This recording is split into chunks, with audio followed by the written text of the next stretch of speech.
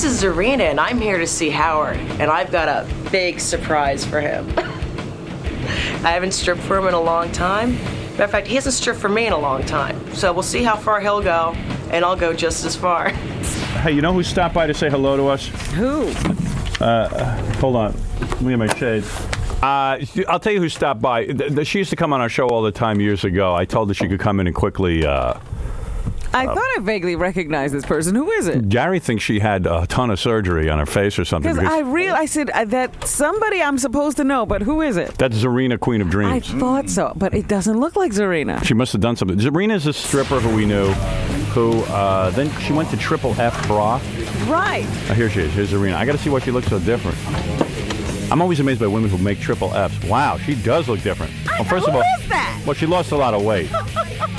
Well, we can't hear you. Sit down. I know what it is. She lost a lot of weight. My goodness, she looks like a different person. There's Zoryna, Queen of Dreams. I'm not sure that is Zoryna, Queen of Dreams. Good morning. You do look different. It's the hair. Is that what it is? The hair. Oh yeah, you don't have mall hair anymore. Mall No, I don't hair. have that. I don't have your hair. And you got your lips. You got lip. What do you call it? You put something in your lips. Lipstick. No, you look younger. She does. She really does. Looks, it's the hair. She looks. I don't know who It's that the hair. is. It's the hair. Did you sell your name to? So you bought that name? Yeah. Did you have some kind of face Well, surgery? actually, we... Be honest. Did you have anything done to your face? no. Did you have your lips? I'm getting a reduction. a breast reduction. Yeah, because you went to Triple F and it looked Yeah. ridiculous. Oh, it doesn't look that bad. They're still there. Let me see. But you look a little. Let me see. Stand up and take off that stupid coat. Let me see. Hey, I like this coat. Wow. Did you lose weight or something? No, actually, being at a computer, it's kind of like What are you doing at a computer? You're not stripping anymore? a little bit. I'm with the Flash Dancers clubs, but now more on the internet. We've got a fully functional cyber mall, adult. Let me ask you something. You can make money on the everything. internet? Oh, yeah. Really? People use their credit card and stuff? Oh, yeah. Oh, they do? Because I heard people were afraid. You still got those dopey nails. You got to get Yeah, rid of the those. nails I remember. The nails are gross. I never liked your nails. Why? Because they're way too long. She's got like that they- Flojo nail. Why? Yeah, they bend. I don't like that. I had them before Flojo. Yeah, I mean, you should just cut them down to like normal, nice nails. You'd be so much hotter. This look hair, like Yeah, but then I Parrot couldn't beaks. reach all the keys on the pad because I have short fingers. this hair is much better on you. She used to have like big mall hair Yeah, it was all over the place. with a big like bouffant, like I used to have on the Channel 9 show. yeah. Yeah, and I look a lot better without that too. Anyway, Zoryna Dreams. This is. I mean, it's like a different person. I think you look better, by the way. Thank you. Yeah, I think you look real good. I'm really shocked. Yeah, she did something to herself. So what you do when you straighten your hair? Yeah, it was a good move. Right, Jackie? She looks much Where's better. Jackie? Right. Zoryna Dreams will be dancing. What do you do now? You married or something? No, still looking. Really? Still Look no looking. further. Still looking. Here's your man. Doing the internet. The internet. We've got, as How I come we said, can't make money on the internet? I know. What are we doing? What do you mean? Like, what do you mean? You have like It's a dirty. fully adult-oriented site. We've got, matter of fact, I just signed up. I think on the internet, all it's good for is pornography. I think so. 'Cause guys- people don't want to go to a store No, actually we have and buy family that. sites too, but we don't want to discuss that in the same sentence. So I guess on the internet you could set up your own Magic store. illusions. Yeah. They're It's finally making it secure so people are less scared to put their Right, credit cards right. on. Yeah, but would you want to give your credit card to Zoryna, Queen of Dreams? You don't know you're Depends on doing how that. drunk I was. Of course. Yeah, you mean you're so? Oh, she still have a Triple F bra? Of course. Let me see. Stand up. yeah. Let me look you over. Can't tell. We're gonna have a broad in here and not look her over, especially a stripper. What is that? Leather shorts? Uh-huh. How's your body looking? It's not too bad. The computer's kind of, What do you got? A spread on your ass? Ah, yeah, see? Let me see. See your ass. Is it tight or is it got a lot of cellulite? What do you think's going on with that ass? You think it's spread a bit? No. It looks good to me. See, I think it's spread. Really? Yeah. Oh, yeah.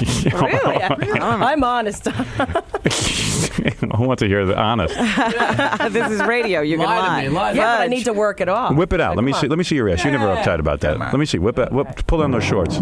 She's not Wait, uptight. wait. Yeah, I'll she tell used you. to come to all the Super Bowl parties and Let everything. me see. Wait, she's undoing her shorts. I love bros. Oh, who they just- zip up the sides. I love girls who just show you stuff. Let me see. No, it looks tight to me.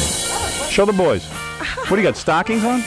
Yes, she has pantyhose. Oh, she got something holding those thighs in. There's a few computer hours on there. Yeah. Ah, you got. Look Hey, at. hey, listen. Maybe you've been I busy on the spend- computer. I spend You guys are so 24 hours bad. a day, 7 days a week in front of this computer designing this site. Is that why you I got mean, that we've got carpal tunnel syndrome Right. thing on your wrist? What is that? Yeah, actually, yeah. Oh, my goodness. You're on the computer way too much. By the way, come to our cross-dresser area. Oh, If sure. you're going to do that again, Really? please. I guess you can make money on the internet as long as you're in porno. Please. Yeah, that seems No, to the be the way family it site is. does good. We sell shoes. Really? You So sell To shoes? Singapore, to Singapore. Shoes over the internet? Yep. How do you do that? We've got shoes, wigs, interactivity. Would you buy a wig over the internet?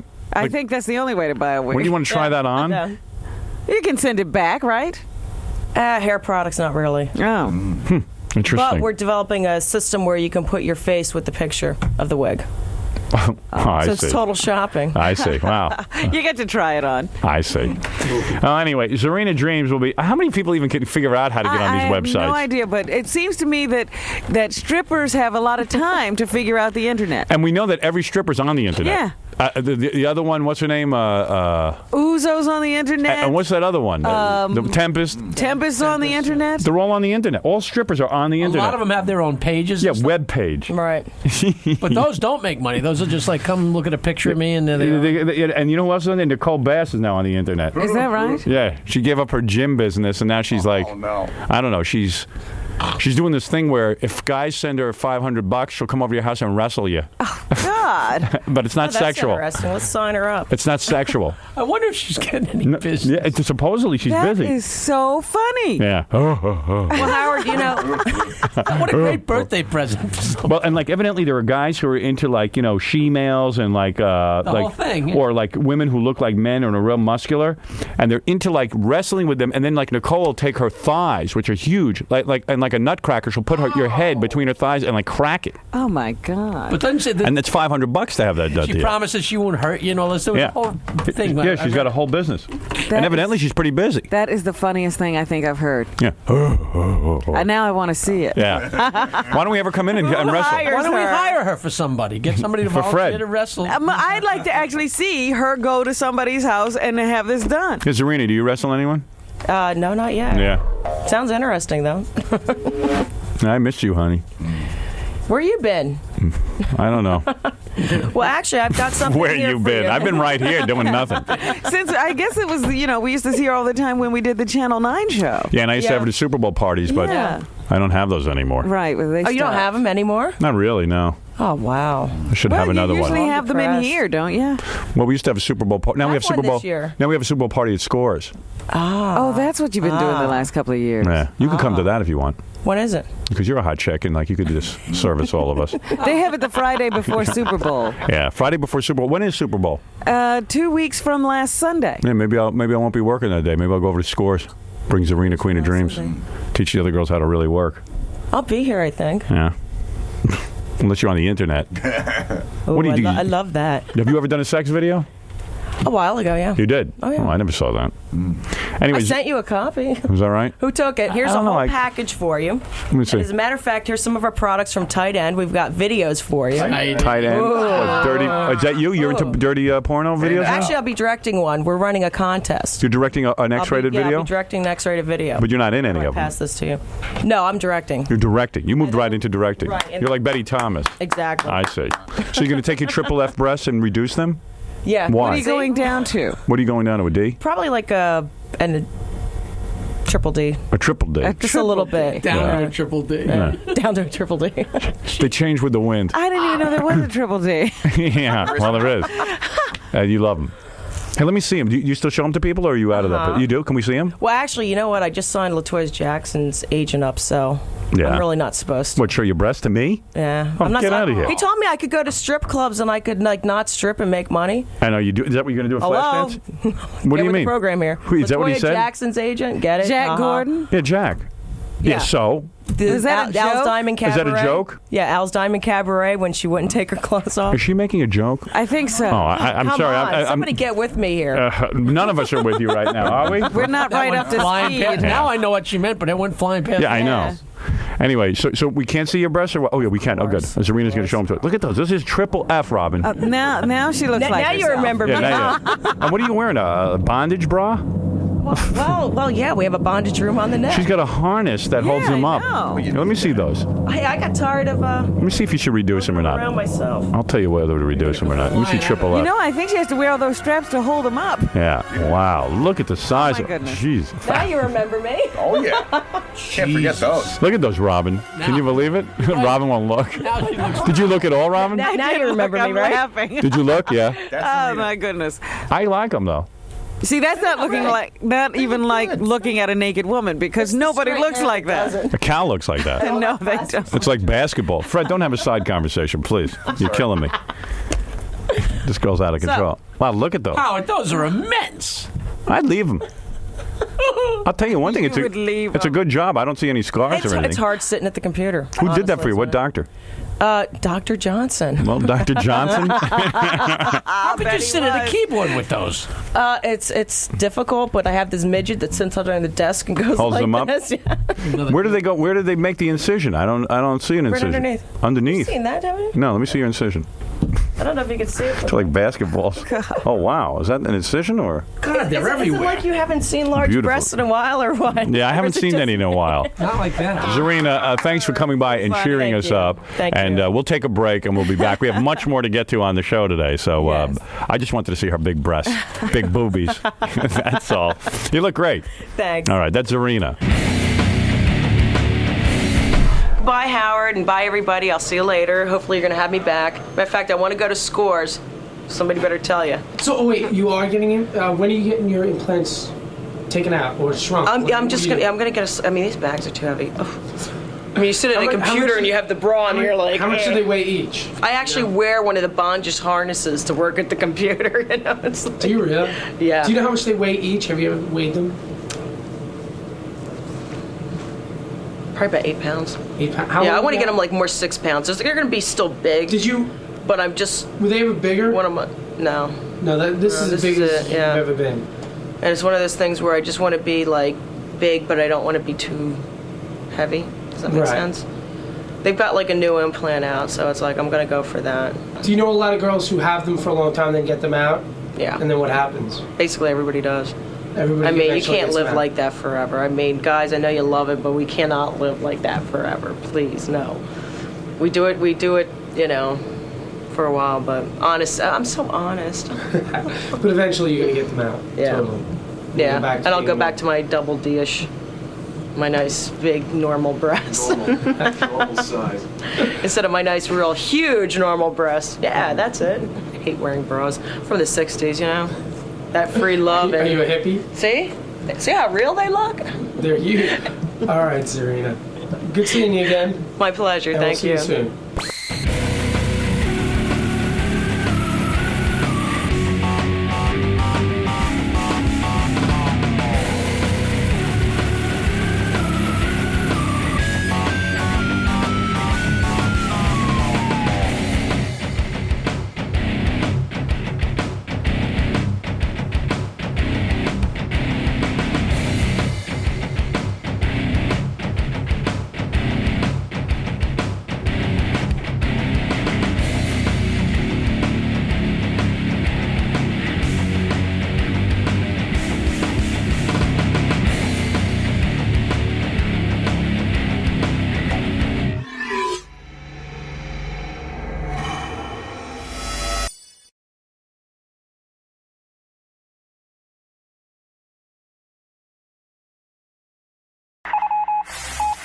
This is the best of the wrap-up show. A recap and behind-the-scenes look with John High and Gary Dell'Abate.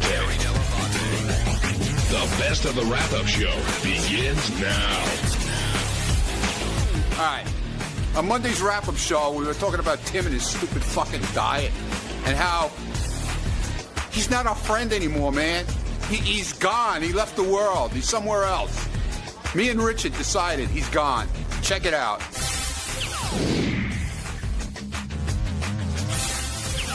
Do you think Gary was out of place asking you what your first meal is going to be? No, not at all. Because honestly, when he said that to me, I knew what he was saying, but I just couldn't figure out what I was going to eat. I really haven't given it much thought. And that was more surprising to me than right. anything. Like I would think I at the end of this time, you go, okay, I can eat my first meal. Like, I know I'd be thinking, right? Not like I'm going to have a steak, but I'll be okay. These are the parameters I've been given. I am dreaming of a salad with tomatoes and avocado. Yeah, most people would be down at Del Frisco's, having a steak and whatever. But it didn't really even dawn on me until you said that. I'm like, oh yeah, I can do that now. But it's like. Now, is it going to go right through you, whatever you eat? Like, are you going to need to be near a toilet? Yeah, are you going to be shitting next to lettuce leaves? I don't know. You might ought to just eat while you're on the toilet. Yeah, let's go. We're Sharon Osbourne. Let's get something really going here. Russell in Jersey, you're on the wrap-up show. Yeah, hey guys, how are you? I just wanted to say, what do you guys think about Robin and this attitude about yelling at Gary? I mean, if anyone has a personality change on this starvation diet, it's Robin. I mean, wasn't that sort of bitchish? I mean, I'm all against harping on Gary at times, no offense there, but I think it was a little excessive. It's human nature. The guy hasn't eaten for 21 freaking days. What are you going to have? See, again, Robin gets mad at me when I voice this opinion, but I think that if Tim succeeds, it validates Robin. If Tim fails, even though I think Robin went to Tim to try to do a good thing. I don't think Robin's like trying to recruit him into some goofy thing. I think she really wanted to help you. But if you fail, it does look bad for her. Well, the thing is that I would talk to him because I was so amazed at Robin's weight loss. I was like, how did you do it? Because I've tried a bunch of other things and it really didn't work over the last year. And I'd lose a pound or two or whatever. And I went to the gym 3-4 times a week and all this kind of thing. And are you going to the gym now? I will start today. So you haven't been going during the fast? No, I didn't. Why? Because you just don't think there's I tried a couple of times and I got real, because I push it. I try to really crank it out. And how much have you lost in the 21 days? Almost 28 pounds, I think. Good for you, man. So thank you. That's great. So, but anyway, the thing was, I kept asking Robin about it, and she came up to me before she was going to start her fast, and she says, "Do you want to do it with me?" I'm like, I absolutely. I was to the point where I would have tried sniffing glue if that would have worked. I didn't care. But so I got onto it and learned about it and the process, and literally 2-3 days into it, I just felt so good that I didn't want to stop because I recognized just how bad I felt a couple of days prior. See, the other thing, Tim, that gets people a little weirded out, which I don't even know if you realize you're doing this. When we let you start talking about it, you do start to sound like an infomercial because I think you're so excited about it. But that's where it gets into the weird thing. You feel good, I tell you, I just feel good because I couldn't bend over. My clothes didn't fit. I felt like a schlub, and I just enough was enough. It's like you get to a point in your life where you say, you know what, I'm tired of being a fat fuck. That's it. I'm done. Over. I'm totally 3 pounds away from that. Yeah. Well, no, you get to a point, and everybody does it on their own. You can't tell somebody or whatever. And I was tired of all you guys busting my chops. You look like Rush Limbaugh, or Howard's going, "Oh, you're fat," and this and that. And I thought, you know what, enough's enough. I'm going to do something about it. And in my mind, the trigger finally tripped. And also, there's an opportunity for someone to teach me something. And if I would have did it for 3 days and didn't like it, I would have stopped. But you know what? I just felt so much better. I was so motivated by how I felt. And the cause and effect of this program, I need instant gratification. I stand in front of a microwave and yell, "Hurry up!" So I saw, pounds going off, like literally 5 pounds within the first, 2 days, 3 days. What you're saying, Tim, is when you go downstairs at Christmas, you want to make sure the presents are. That's right too. I want that too. Tim, we've got somebody on the phone for you. Ronnie Munn, you're on the wrap-up show. Oh, horseshit! What's your problem? Congratulations, first of all, Tim, on your weight loss. Yes, sir. And congratulations for throwing all your friends away. What do you mean, Ronnie? Well, the guy. Ever since this guy went on this diet, I agree with Richard, man. He's like glazed over. We don't even know who he is anymore. Well, you should be happy the fact that I'm trying to get healthy, so when we do go out, we can really ramp it up. You're so done with us. We see it. Stop. Me and Richard, we talked about it this morning. You're done, man. All right, we'll make a date. No, we don't want any dates because you don't keep your dates. See, that's the whole thing. We're complimenting you, Tim. You are such a fun guy to just go out with and go to a bar. But I understand you're getting healthy, and I would never want you to go off your diet just for us. But it is fun to hang out with you. Yeah, we'll be there. Believe me, Ronnie. You think we'll have a front row seat? Richard, he won't be there. Believe me. Well, we'll be there. I'm hoping. Yes. When I tell you, I'll make you a promise. Ronnie, you think Tim's a different guy? Definitely, he's definitely a different guy. How so? Dude, I'm telling you, man, he's different. He's totally different. Well, Tim, here's a question for you, Tim: is alcohol? He doesn't want to hang out with his friends anymore. Hold on a second, Ronnie. Hold on a second, Ronnie. So, Tim, now you're back. to regular stuff. Is alcohol part of the process? Are you allowed to not? I'll have a few drinks here. I'm not. I Because- don't drink a lot. I don't drink during the week, but on the weekends when I go out, yeah, I'm not. So opposed to if that. Ronnie said to you when you're back on eating what you are now, if Ronnie said, "Let's go to Rick's tonight," because there shouldn't really be any food temptations there. It doesn't. I'll eat. I just know more about food. And I understand it now, and I understand how I got to where I got because I was addicted to it, and I'm not. I have more control. I just have more control. Is there certain types of alcohol that you can have now, or do you have to be careful? I prefer pure grain alcohol, and you just start smoking pot. Tim, will you eat salt? Not really. No. I don't think. I never was a salt fan either. I really wasn't. I really wasn't. I never really was. So what did you put on your steak and fries? Pepper. You can ask anybody here that's eaten with me. No, it's true. Tim told me when he was a little kid, his mom said, "What would you rather, salt or pepper?" If you only had one. Yeah, I had. And he said pepper. So the salt thing isn't symptomatic of. No, ask anybody here. I'm a pepperaholic. Yeah. All right. All right. Thanks, Ronnie. Yeah, make sure everybody listens to Tim on the radio tonight. Thanks, Ronnie. All right, let's go to Jerry on Long Island. Jerry, you're on the wrap-up show. Hey, what's up, guys? How's everybody doing today? What's Good. up, Gary? What's up, man? Not much. Got the reason right over here why Robin's so pissed.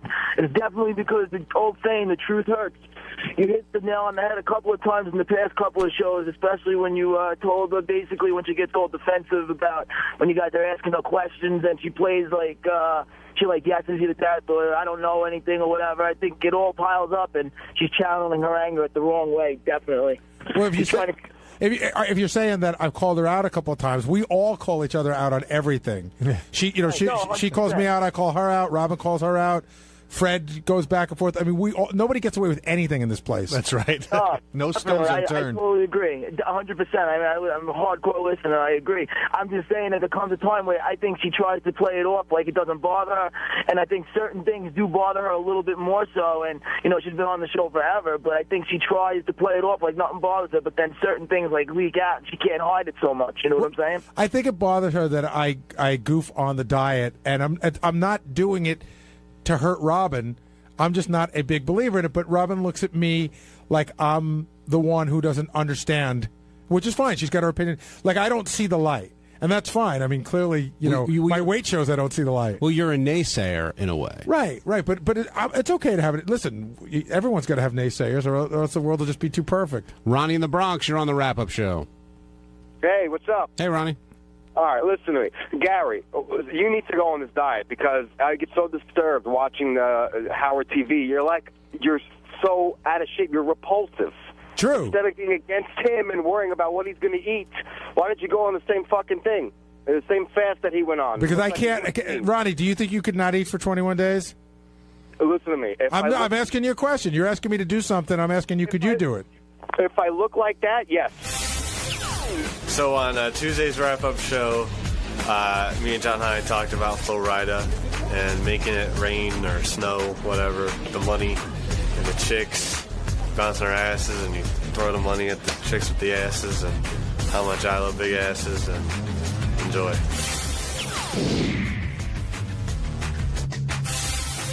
Flo Rida came back in with $4 million. And JD, what was it like seeing them again? And did you expect to be called into the studio? Because when women with large rear ends are in there, that's usually your.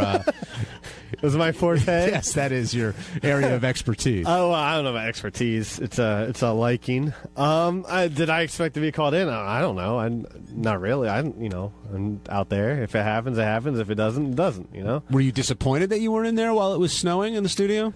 No. I mean, I don't want to mess up things. So if me staying out of things doesn't mess it up, that's fine with me. Now, who do you think was having the best time when all that was going on? I actually didn't see a lot of it, but from what I heard, it sounded like Benji was having a good old time taking his own clothes off. Yeah, Benji's pants ended up off at the end of that segment. Yeah, I think they ended up off in the hallway too after. And also, I know Jason was supposed to be taking pictures, but he seemed to be tossing a lot of bills in the air. Hey, you gotta get into the action somehow. But I always look forward to Flo Rida on the schedule now, because now he's just gonna bring chicks with big asses that'll shake them. Did you get to talk to him in the hallways at all afterwards? No. No? Didn't make a move? No. All right. No, but I might have to move into Sue's Rendezvous or something. Now, what do you think of the number one song in the country right now? It's okay. It's not. It's a little. I can take it and leave it. Take it or leave it. Not your forte? Forte. I don't know if I have a forte music wise. No. It's just not. It's good. It's okay. It's just it's not something I would probably listen to over and over and over. Did you ever get in touch with the girl from last time? I know she was into you. You were hanging for a little while on the show. What? On the show. On the show? No, she actually wasn't into me. She wouldn't even let me touch her ass, unless it was covered or something. Well, did you try to get in touch with her? I tried to look for her, and how did you try to look for her? Through various websites and Google searches and MySpace searches and whatever else was around. And somehow, I can't remember if I found her or if she found me or something. I don't know. But we did get in touch. And what happened? Nothing. Just a lot of texting and stuff. She invited me to. Apparently, she was having like 3 birthday parties at like 3 different places or something. And the one that was on like a Thursday or Friday that I could go to, I wasn't in town. So. But what are you gonna do? And that was that. I know you were a big fan of hers. We still talk a little bit. We haven't texted or anything lately. But who knows? She's got a million guys, I'm sure, after her, a bunch of rap guys. So what are you gonna do? Well, so if you get texted or messaged, you're not gonna respond? No, I respond. Dude, what am I, stupid? No. No, but yeah. What did you think of Howard's reaction? I don't know. What else do you want? There's nothing's happened. I just want you to answer the question. I am. You just give me weird looks. I'm not giving you a weird look. I'm waiting to see if you're done talking. Yeah, okay. Okay. Do you want me to say done every time I'm No, I don't talking? want you to say done, but I'm just waiting. It looks like you're still, forming a thought. So I don't I'm want always to forming thoughts. Well, I don't want to interrupt. Not interrupting anything. All right. Did you think Howard was envious of Flo Rida's workout? The guy works out 15 minutes, and Howard's like, "What am I busting my ass?" I don't know about the actual workout, but the actual workout result, I'm sure he was a little jealous. I mean, who doesn't want to look all pumped up and stuff? What'd you think of $4 million today?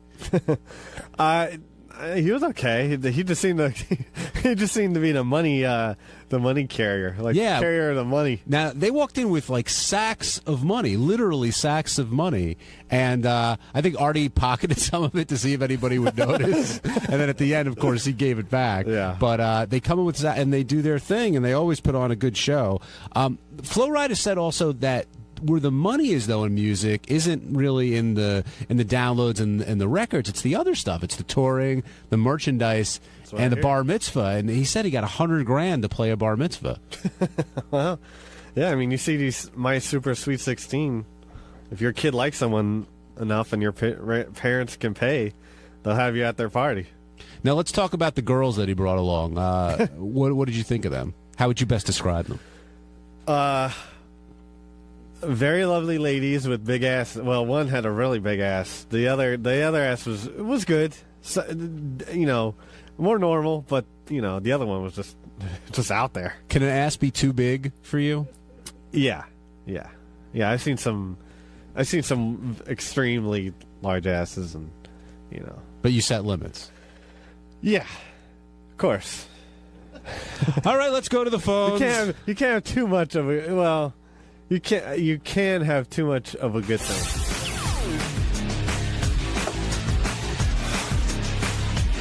On Wednesday's wrap-up show, I talked about, God rest his soul, Catfishy 2. He just passed away. It's rough, man. It's rough, a living thing, and it's sad. It's sad to talk about. And I just, God bless his soul. In heaven right now, in fishy heaven is Catfishy 2. And, just say a prayer for him if you could. It's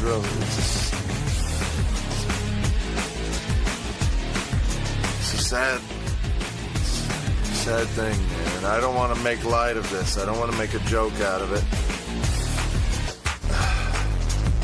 I just don't. So let's not make a mockery of this.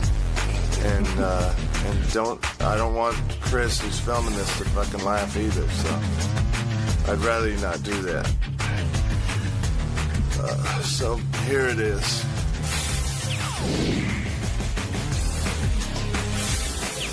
Hey, can I ask Richard, can we talk about the sad thing that happened to you this morning? Oh, the family emergency? Yeah. 'Cause Richard told me something, and I'm telling you, Really? what happened? Was bordering on tears when he told me. One of our little pet catfish died this morning. We have an aquarium, like a 5-gallon aquarium, and we have 5 fish. We have 3 tetras and 2 catfishies. And, one of them passed away. I'm, like, really freaking out and bummed out. How old was she? It was a couple months old. You become attached to them. They're like any kind of pet. I was saying to Richard, how do you become attached to a fish? I said, do you pet your fish? And Richard said he does. How do you do that? Yeah, whenever we clean their tank, you know. I mean, they're so cute. I can't help but, like, touch them and pet them and stuff. And we took, even last night, which is why it's so sad, we were freaking out because this catfish had a little growth on his mouth, and we looked it up and saw that it's a disease that fish can get in a fish tank. So I took him out of the tank. I petted him. I told him it was going to be okay. And then I took this. There was this. You killed your catfish, man. No, I didn't. No, I did it to take this mold stuff that was on his mouth off so he could breathe, and then he was able to breathe. Did you show him the afterwards. picture of the roof of your house and stuff? How often do you pet the fish? Not very often, and I'm real careful about it because I know it's probably you're not supposed to do that, but you know, maybe once a month. But we take, you wouldn't believe these. It's like $5 or $6 worth of fish total. They're about $1 a piece, but we treat them like gold. They're our babies. You know that those $5 fish, those dollar fish, they never live long. Like, you're setting yourself up for disaster. No, I've had talks with people around here. Doug Goodstein had a goldfish that lived for 10 years. Wow, do you feel you're connecting with the fish and you're giving him joy when you pet him? Yeah, I like to think that, but it's probably not to them. And it's out of the water when you pet him? Yeah, well, it's only when I'm transferring them from their tank to their temporary tank to clean it. So you comfort them, you stroke them. Yeah, I tell them it's going to be okay and stuff. Did you name the fish? Yeah. What are their names? Pinky, Blue, Purple, Catfishy, and Catfishy 2. And did Catfishy or Catfishy 2 pass on? Catfishy 2 passed on today. Oh, so Catfishy lives on. Yeah, but the other Catfishy is so lonely because... Well, will there be a Catfishy 3? How do you know? How do you know Catfishy's lonely? Oh, it's crying when it's in his hand. It just swims back and forth all day. It just sits on the bottom of the tank now, and they say, you know, I become really good friends with the guy at the pet store because I ask him all questions and go in there all the time buying medicine and stuff. Oh, he sees you come and he sees dollar signs. Believe me, I'm sure he's your good friend. But he told me that these catfish they love having another catfish there, and it was the cutest thing. They used to. I would wake up at 4 in the morning and go in there, and they're like laying on top of each other. It was so sweet. So it's sad for the other catfish too, and I'm really bummed. And it's going to be hard to find another one that this one cleaned the tank so good, and he was always eating and real cute, and he was kind of chubby. And you can train a new one. Have you had the burial yet? Yeah, I was going to ask. Are you doing anything? Are you going to just flush it, or are you going to do anything special? I didn't have time to take him out of the tank. God rest his soul this morning. But my girlfriend's saving him, and we're going to have a funeral when I get home. I mean, you guys think we're joking. Richard's really torn up about this. Yeah, I'm bummed. You know, it's sad because you become attached to things, and like you look in the tank and they recognize you, and it's sad, man. I'm like bummed. How do they recognize you?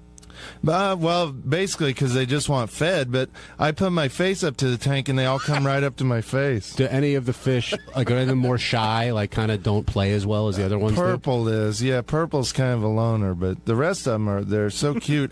And my girlfriend read some article the other day online about how you can teach your goldfish to do tricks, so we're going to try and teach them to do tricks. Richard also cried when Cotton Hill, a guest star on the King of the Hill cartoon, died. Right. Yeah. I mean, it's sad, but this is a living thing. thing, and it's so sad. Any living thing that dies is sad. And on your birthday too. I know, it was such a bummer. I went in and he was laying upside You sure down. he wasn't playing an April Fool's joke, Garden? No, maybe he taught himself how to play dead. Well, he did a damn good job if he did, because he turned white too. So I don't know how he could make himself do that. What do you feed the fish?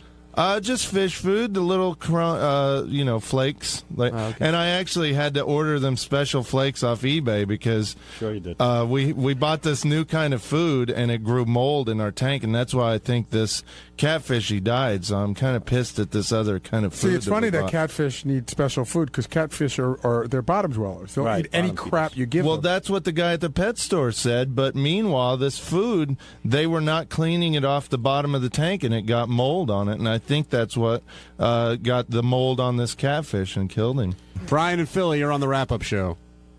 Richard, Catfishy and Catfishy 2? Mm-hmm. That's their names, Dad Navitt. Is it possible it died of embarrassment? You know, Brian, you bring up a point. Like when Richard was talking to me about Catfishy this morning, and then again now, he was very close to tears, and it reminded me like my son cried when his goldfish died when he was 3. It is like a fish. People don't usually make that kind of connection with a fish. Yeah, I know, but we really want a dog, my girlfriend and I, but we see that we don't have time to take care of one, and I'm on the road every weekend, and it's expensive with vet bills and all that, so we decided to settle on fish, and we put all of our love into these fish. Wait, I heard that your girlfriend did want to get a pet, but you said no animals in the house. Well, yeah, I mean, because we just don't have time They're not clean. We don't have time to take care of them. A goldfish can go 5 days without what about eating. She's allergic to cats. So, I would love a cat, but... Yeah, but you're leaving goldfish alone and not petting it and talking to it. They probably died of loneliness. They got each other, though. Thursday's wrap-up show was all about Sal and his debt. Now, Sal's got a plan. He's going to work with Christine. He's going to take over the finances and put them in better shape than they are right now. And none of us believe it. Watch the conversation. Here we go.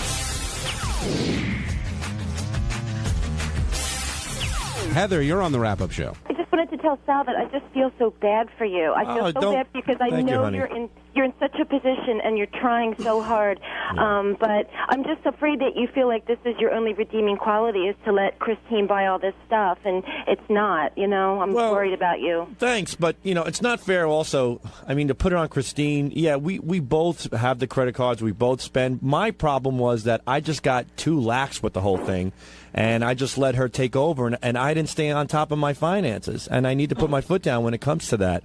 Right. And that's what we're working on now. And it's not so much where, how can I put it? It's like I don't blame her completely for this, but the thing is that I got so much going on in my life. I'm trying to take care of my end. If you compare the cavemen back to the caveman days, they went out and they killed a woolly mammoth and the woman cooked it.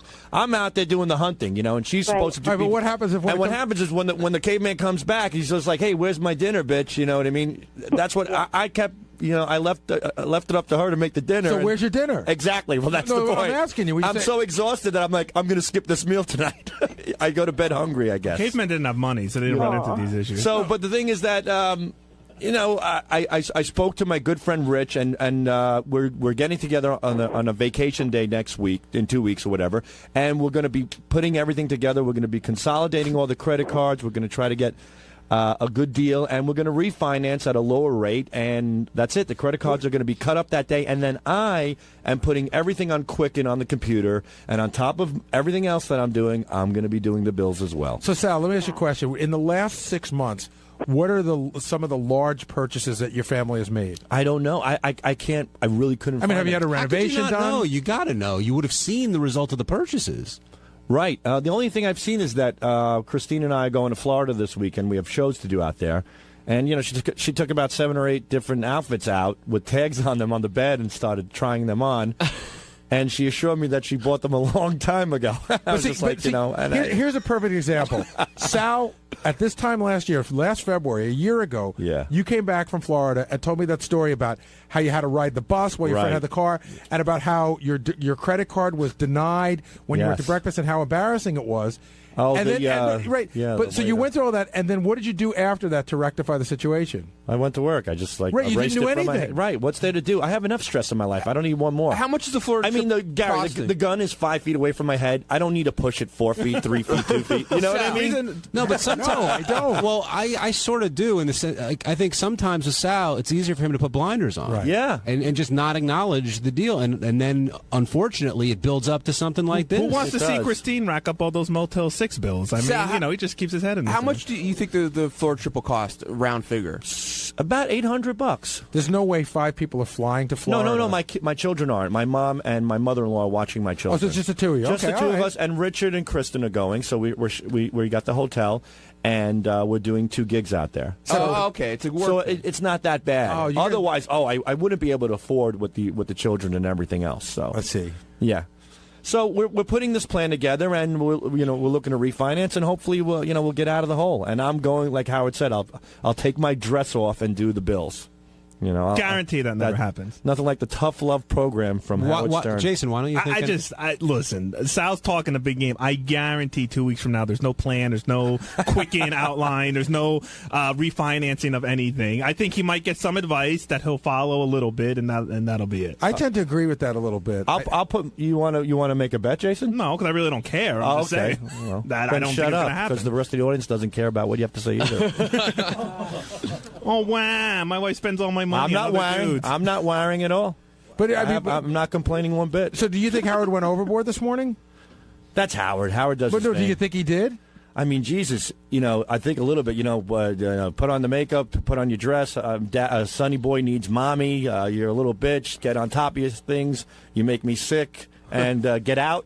Hey, how did you got, I don't know. You got really pissed at Howard, and I didn't understand this. You said, you're undermining me as a father. That really bothers me. But I don't understand. How was he undermining you as a father? Well, he says, what type of father are you? You can't take care of your children. You know, I take damn good care of my children. You could put me in a fucking tent right now in the middle of Nebraska with 16 feet of snow, and you bet your sweet ass I'll take care of my children. But he's saying, I think his basic thing is, like, if you're in... don't go after me and my children. My children are everything to me. But to him, you're not being a good father if you're living in a horrible debt. Well, you know what? Like, I don't know his personal lifestyle, and he keeps things quiet that he doesn't want people to know about. And I do too. And not everything these days. Quiet? Yeah, can you imagine what do I have left? But the only thing I don't know that there's a mole on Antonio's ass. You know what I mean? That's the only thing you haven't told us. No, the thing is that my children truly are everything to me. And no matter what my situation is personally, my children are my priority. And yes, unfortunately, financially, I'm in a little bit of a bind. But it's not something I can't get out of. By definition, he's saying living like that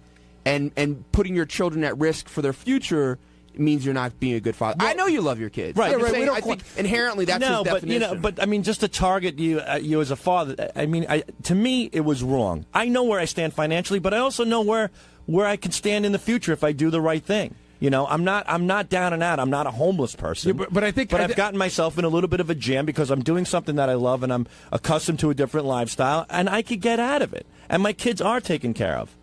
Are they? Yeah. Are college funds have started? No. That, unfortunately, is not the case, but that's what I am focusing on doing. And I've been discussing this with Christine, and we have been putting it off. That's the biggest problem, is just putting it off, and that's what we're going to finally. Sometimes you need a good kick in the balls. And to go into that end, like this is the case. Retirement for you, because that affects your kids. Right. In other words, if you get to retirement age and you have no money, guess who's in charge of you? Your kids. Exactly. So I don't. How are you doing in that area? My whole life. Well, it's weird. My whole life, my parents lived hand to mouth, so I don't even know how we. Do you do a 401k? Yeah, I have a 401k, but that's completely worthless. You have those glossy photos. That's true. I could sell a few extra photographs on the road. Yeah, I'm still trying to get past the tent in Nebraska with the snow. Well, I'm just saying that how much my children mean to me. That no matter what, my children will be taken care of, and you know. And but you can't just say that. Like you okay, can't. I can't. Yeah. No, but you can't just say no matter what they'll be taken. You can't say you're thin and good looking. No, well, I'm not trying to say I'm thin and good looking. Okay, you can't say that. But you can't just say, "Oh my God." That's something you definitely can't say. Well, hold on. And you can't say your wife never cheated on you. Hold on, Jason. We had this conversation with you a month ago. Yeah, Jason, you have issues with debt. What would you recommend Sal do? Well, I would recommend that number one, the first thing to do is you have to stop putting stuff on your credit cards today. Right. Like you're right. today, like yesterday. That's what I did. You have to stop putting stuff on, and you just got to. All your money's got to go to paying it off. That's it. I mean, no new cars unless your car breaks down. And you absolutely need something new. That's the other problem. This goddamn Land Rover is driving me crazy. So get rid of it. Well, get rid of it. Downsize. Sell the car. Buy a more inexpensive, buy a less expensive, probably better running car. There's plenty of companies that make cars that run very well. And don't worry about the brand name of the car. I don't worry about it. And Christine said she's willing not to worry about it, even though she went to the dry cleaners today, and the lady said, I heard you buying a Mercedes, and Sal's getting his balls broken, and I had to hear from her. You realize that car companies are in so much trouble right now that there are good deals out there to be had. And like back in the old days, you bought a car, you didn't know what it was going to be. Now they're covered for like 100,000 miles for service and everything. Another thing, John, is I don't have children, so my problems affect me. You know, my like if I go broke and end up on the street, that's me on the street, and I could handle that. You know, Sal's sitting here going, "Oh, my kids are taken care of no matter what," but those are just words. There's nothing to back that up. Where is he going with this? No, he makes a point. They're okay, taking care, your problem. they're taking care of with your love. I mean, your problems affect your wife too, Jace. Okay, fine, but my wife is part. You know what I mean? Like, we're aware. What I'm saying, we don't have any little children whose futures we're Jason, what I'm trying to say is that Teddy and like Sal's. Jason, what I'm saying is that I will always have the will to take care of my children under any circumstance. That's what I'm saying. Oh, okay. Even if it means slinging hot dogs, which we'll probably be doing in 2 years. But no, I don't think anybody here ever questioned that's the point that I'm trying to make. Unfortunately, now my children are young, and I haven't put together a plan for their future as of yet because I'm in a bind. But that is definitely on the agenda. And Sal, of course, that's all I think about. Sal, when you walked out of the window, Howard did say he loves you, and you know that. Well, that's the most important thing. That's what keeps me going.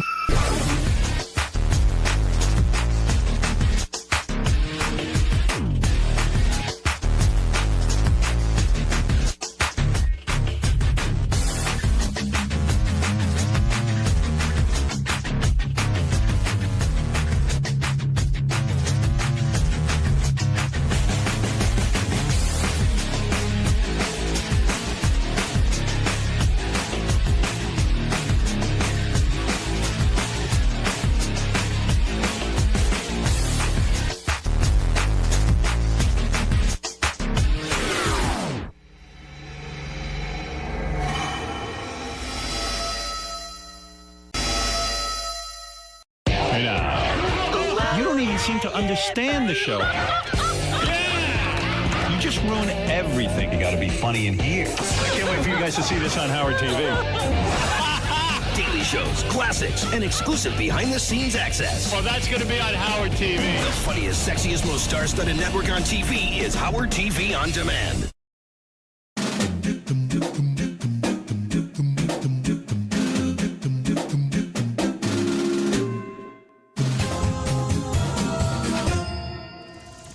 Hey Stern fans, welcome to Fine Time, the show where you, the fans, have the opportunity to ask questions and interact with your favorite Stern Show staffers, whack packers, and celebrity superfans. I'm your host, Rachel Fine, and I'm here inside the Black Cloud Diner. Some people were born with lady luck, and everything really seems to go their way. My guest today is the opposite of that statement. Whether he is failing at doing push-ups or being blamed for every audio problem while he stands around watching other people try to fix it, losing bets and wandering the streets of Manhattan in women's underwear, or driving off while an envelope filled with cash still sits atop the roof of his car, he has been an integral part of the show for over 2 decades. Now, recently, and I'm not sure why, we're pretty sure that he has permanently walked away from a very lucrative gig touring with the Ronnie Mon Block Party. He was born with a black cloud over his head, and you really should think twice before stepping foot inside this studio. Whenever there's a f***up, someone, somewhere, is bound to be yelling his name. Please say hello to Scott the Engineer. Hi. Hello. Hi, how are you? Welcome to the Black Cloud Diner. Thank you. I'm not sure if I agree with that intro, but... It was all pretty factual, no? Well, it wasn't complimentary. I didn't say it was complimentary, I just said it was factual. All right. All right. I'll go with that. All right. We got a question from Stephanina N. Stephanina asks, what was the deciding factor in leaving the block party? Was it that easy to walk away from $2,500? And will you be filling your now available weekends with family cousins' weddings and B12 shots? All the above. No, it wasn't easy to walk away, but when somebody doesn't treat you fairly or breaks an agreement they had with you, it's not hard to walk away. I mean, yeah, the money is attractive. But in the end, I decided that I didn't want to be pushed around, I didn't want to be stepped on, and it was worth it to me to just walk away and let them do what they got to do. If they want to screw people over, that's up to them. They're not going to screw me over. So when I thought I had a deal, I didn't have a deal. So I'm not doing it. I was going to do some jokes tonight, but they don't want me to torture you. So here's Ronnie Munn. It sounds like, at best, it was a fuzzy arrangement at the beginning. Nobody seems to have anything in writing. It was kind of a confusing situation. I mean, couldn't you chalk it up to a misunderstanding and take the $2,500 a weekend? I mean, that's huge money for a lot of people. It's very nice money. Again, everybody says it's about the money, but obviously if I walked away from the money, it's not about the money. It's about being fair and abiding by an agreement that we had, or I thought we had, which they admitted we had, and then they just decide to, change it by themselves. So, yeah, it is hard to walk away, but I don't have any regrets about it. You don't? No. Okay. Who can believe you? You always, that's what you do. You I'm telling you right now. Who knows what the you're doing? I don't know. I never know. Unlike you, I'm telling you. I never know if you're serious. You never can be serious. Are you serious? You're always pranking. Who can believe? In other words, you're off the tour. They were serious when I didn't go on stage, when they wanted to put me on last. Now you're serious again? So when are you serious? I don't know. It's mind-boggling. The money is good. It won't change my life. Okay. So it'll help pay extra, bills and extra money. But hey, I'll survive. Are you going to do the Sal and Richard and Scott tour? That was a joke. We're not doing any. We're not doing any other tour for now. Question from @TomboySmith. They ask, do you trim your pubic hair? Like, that's private. Well, this is Fine Time. This is where we share this kind of expose detail. Oh, really? Yeah. You want all the details? We want the people want to know. Do you trim? You Let trim me show. Well, hold please on. do. No. Please. I do. Yes. You do. Yeah. You always need to trim. I don't shave. But do you use the same clippers that you use on your beard? No. You totally do, don't you? No, I don't. I don't shave. I told you. I take scissors and I just trim. Okay, I don't, I take scissors because it gets like this long. I should put it on my head. Excellent. Question from Ketternath B. Ketternath asks, yes. What's the worst technical problem you've had on air? Not being on air. I mean, when you go off the air and you're trying to figure out why, that's a big problem. So yeah, that probably would be the worst when you can't figure out what's going on, or you get a power failure, or it's just a transmitter. When we used to be on regular radio, transmitter goes down and you don't know what happened. So that's probably the worst. The seconds ticking by where you got to solve the problem. I mean, everybody's yelling your name, and I'm sure people have heard my name being yelled many times. Question from Joseph S. Joseph asks, what are your plans when Howard retires? Well, Joseph, it seems I'm in the same boat as everybody else around here. We're taking it a day at a time. Hopefully, that'll be 3.5 years from right now, as of this date, and hopefully there'll be something that I'll be able to get into. Maybe by that time I'll have started another block party. You never know. This secondary block party has been this is not a joke anymore. One door closes and the next one opens. You know how that works? Yeah. Okay, so I don't know where I'll be. So you think a block party might be your next step career-wise? I don't know. I'm trying to leave that in the mysterious. Are you really making plans for? I mean, we know we don't know what's going to happen in 3.5 years. Have you really legitimately? We went through the scare a year and a half ago. Well, what do you think's going to happen next? You got to plan for this stuff. I have a resume. I'll be into my 60 years. Yeah. Little too soon to retire. I probably need another 4 or 5 years of work before I could retire at the end of this deal. I really don't know. Hopefully I can remain in doing what I'm doing in some capacity somewhere. If not, I'll come to McDonald's and I'll cook some burgers. What can I tell you? Excellent. Maybe go back to the weddings. There you go. DJ. I'll be DJ. Yeah. Ann H. asks, I know you seem to feel disrespected by the people you work with. Do you also feel disrespected by the fans? No, when I did all those block parties, the fans are great. I mean, they could have been better. They love the show. They love everybody on the show. No, I can't say that. No, not at all. You like the fans? I love the fans. You like stopping, taking pictures, autographs. You're into it. Yeah. I mean, yeah, it's fun. It's really good. So, yeah, I love when the people are excited to meet you, and most of them are genuinely excited. I don't know why, but most of them are, really nice to deal with, and it's I love all the fans. Good. Sean A. asks, when you say you're joking, are you joking that you were joking, or what the are you talking about? I don't know. Sean, what am I talking about? That's what I want to know. I have a very dry sense of humor, and once you get to know me, I guess you get it. But when I say I'm joking, I'm joking. I heard through the grapevine you're trying to organize Scott the Engineer's block party. No, that was a joke. It seems like a really, and I say with great love as a friend, it seems like a good way to get out of a situation to just play it later and go, I was joking. I was joking about that. But I don't know if I always believe that you were seriously joking. Okay. Is it a good? Maybe I'm a good actor. Is it a good defense mechanism to just say I was joking and get out of something? I maybe have used that once or twice as a defense mechanism, but I think most of the time, like the Black Cloud tour was literally a joke. Okay. That was it was just something I threw at Sal and Richard. They were sitting there. I go, why don't we just start the Black Cloud tour? That was something that I didn't even think about. I just came to me. So yeah, that was okay. And the fact that I'm not a good comedian comes out in those supposed jokes. So you never know. Touring with stand-up isn't the funny. best option. Yeah. I gotcha. Stick with the iPad DJ. Karen H. asks, what does Howard do that annoys you the most? What does Howard do that annoys me the most?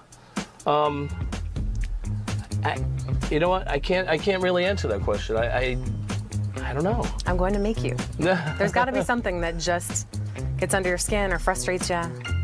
You've been here a long time to not have something that's an annoyance. Sometimes he says people have screwed with his equipment, where I know absolutely, positively, no one has touched a thing. You dance around in the halls like a and you're ruining my show. I dance around the halls. Her fader was fine. You moved. No, she was low, man. She wasn't low. I'm telling you. I listen to this show. I know what's low. I'm telling you, she was low. Okay. So, and a lot of times it happens after vacation weeks, and he comes back, and I think he's attuned a little differently to what he hadn't been there in 2 weeks or something like that. So the longer vacations when he's away, something might sound slightly different. I gotta say though, he does have good hearing and he knows what he wants and he knows it. But sometimes that's frustrating when he says something's been changed and I know that nothing's been changed. Sometimes it is something's been changed and he knows it. But do you feel like you're the easy scapegoat for that? I'm very easy. I mean, because I should know what's going on. If somebody goes into the studio without my knowledge, which can happen, and changes something and doesn't keep me in the loop, then it's my fault.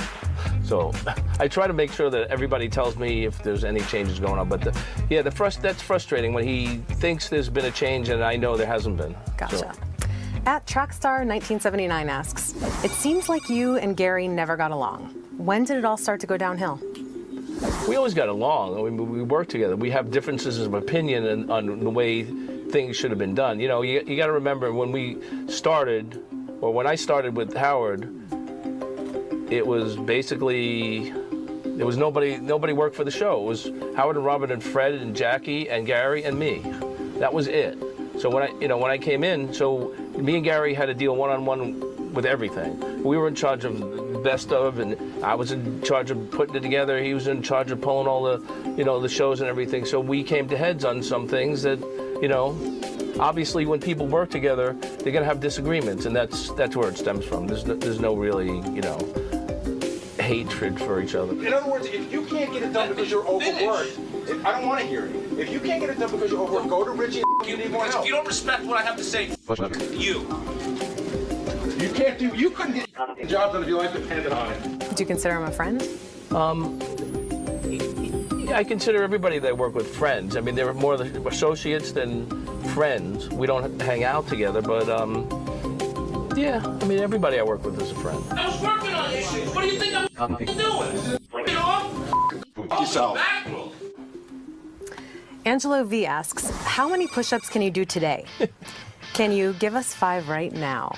I probably could do 5 right now, but I won't. Come on. No, come on. my Look legs, at this I really perfect- can't.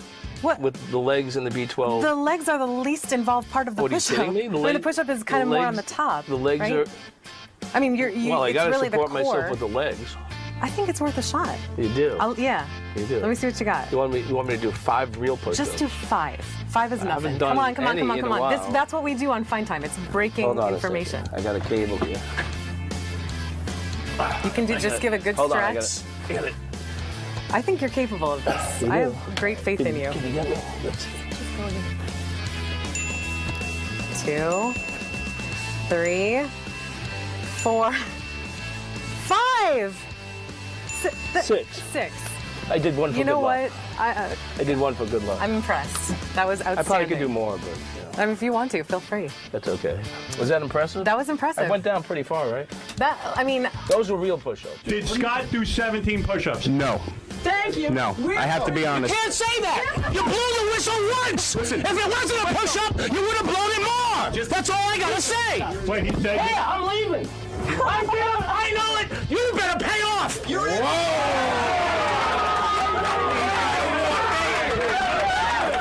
You better pay off. I did the push-up. I'm no judge, and I know that if there were a judge here, there'd probably be some controversy around it. But I think I thought it was pretty good. Question from @Zuba. Zuba asks, have you ever had a non-Black Cloud moment where you walked away a winner? Always. Tell me about one. When I had a child, that's a beautiful thing. Got married, it's a beautiful thing.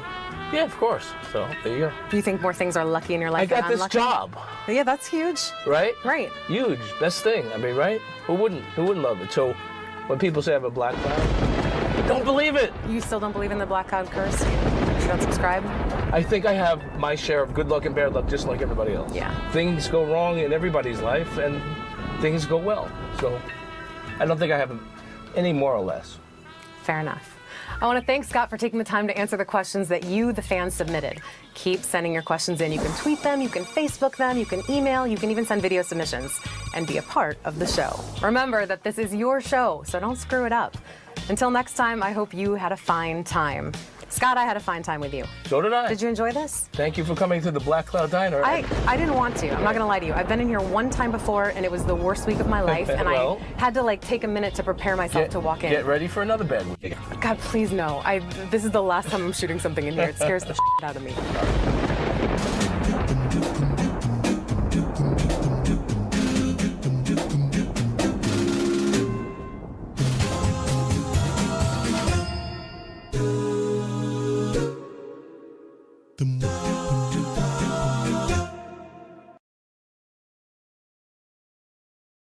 Hey now. You don't even seem to understand the show. You just ruin everything. You got to be funny in here. I can't wait for you guys to see this on Howard TV. Daily shows, classics, and exclusive behind-the-scenes access. Well, that's going to be on Howard TV. The funniest, sexiest, most star-studded network on TV. On the phone. Ah. I met Barbara Walters at a dinner. And I'm glad she's calling in. Hey, Barbara. Hi there. Or should I say Miss Walters? No, I think we're beyond that now that we've had dinner together, except we should point out that the beautiful Beth was there. Yeah, and I was going to And by the way, it is 2 nights. Can I just say that? Yeah. Yes, we said that. It's 10 o'clock Thursday and a whole separate hour, 10 o'clock on Friday. And it's called 30 Mistakes in 30 Years. And I hope that talking to you is not the 31st. Could be a big mistake. Yeah, I don't know. I don't know. Could be the biggest one. We could do 2 hours on that. Could be You're going horribly. out on a limb. Hey, the biggest thing that I always get into is sexual discussion, and I didn't realize how sexual you were. Oh, that's the nicest thing anyone could say to me at 8, 9 this morning. No, you know what I mean. I mean, you made my day. I'm about to go and do The View, but now I'll be much sexier. How is the Rosie O'Donnell thing working out on The View? The ratings are up, right? The ratings are up. So it was not a mistake. It was an important thing for you to do. Oh, I don't think it was a mistake at all. I think that I never want to compare Rosie to anyone or you to anyone, but you have the qualities of the unexpected. And I think she's energized the show. We never quite know what's going to happen. She's very warm-hearted. She's very Oh, what's the word? You know, she says what's on her mind, terribly frank. Well, and can I think tell it's you made all of something? us better. Like you, I hated Star Jones. Well, I didn't hate Star Jones. You did. I could tell Well, you were. she tried to do something very nice for Star Jones and got stabbed. I did try, and I'm not sure why it came out the way it did, but I was trying to be as thoughtful as possible. But Star, for so many years, you know, our show is in its 10th year, and Star was absolutely wonderful. This is a very talented woman. But have you seen her since you're falling out? No, I haven't. Do you fear running into her? Do you think it would be awkward? No, no, I don't think it would be awkward. I don't think we would. Would you say hello to her? Of course. Do you think she would say hello back? Yes, as a matter of fact, she sent me a birthday present, You're which I kidding thought was me. very sweet and thoughtful. Is her career over? Honestly, now be honest. Don't give me the BS. Her career is over. Look, isn't it? I have nothing, to do with her career, and as I said, she's a very talented woman. She's not a solo act, that's for sure. I don't think she could carry a talk show on her own. I don't know. You know, we never know what's going to happen in this crazy business. Barbara, do you keep a list? Is she on that list? Yeah. Well, you know what this is not nothing. This is how do I begin? 30 years ago, I can't believe it's 30 years ago. I came to ABC from NBC to be the first female co-anchor of a network news program. Very big deal, and everybody wrote about it. And I was getting $1 million, and I was such a failure. But wait a second. Back up for a second. Yeah. You say you were a failure. Oh yeah. Now hold it. I was. The press was so horrible, and weren't you sandbagged? I had a partner named Harry Reason, who was a very good newsman, who did not want a partner. He was a scumbag. No, he wasn't. Wait, Barbara. Anyway, to get back to the No, Barbara, hold it a Get second. back to the special. No, I'm going to get to the special. Don't worry, I'll do that special just right. It's I know either all this about or it. get naked. Well, when this is in light of Katie Couric, yes, who is not doing so well right now on CBS. And they're probably going to fire her, and this is no, what they won't. They'll try to switch her into the morning slot. No, they won't. Don't you Meredith agree? is in the morning slot. Katie is doing just fine. It takes time. Look how long. Aren't you it takes secretly before happy people she's not get doing to- well? Aren't you secretly happy she's not doing well? Why would I be happy? Because we're first of all, when you switched from NBC, the Today Show, to ABC to be the first woman network anchor woman, Harry Reasoner sandbagged you because you were a woman. Had you been a man, your co-anchor would not have been upset. He was clearly upset because you were a woman, and even stated that a woman should not be an anchor woman. There should not be a network newscast. It's anchor man. It's basically, anchor is what man. you're saying. Well, I think it was more than that. I think it was kind of what was the old boy network, which we're just getting over in news. That's right. And it was also that not just that I was a woman, but that at that time that I was a woman who came from the Today Show.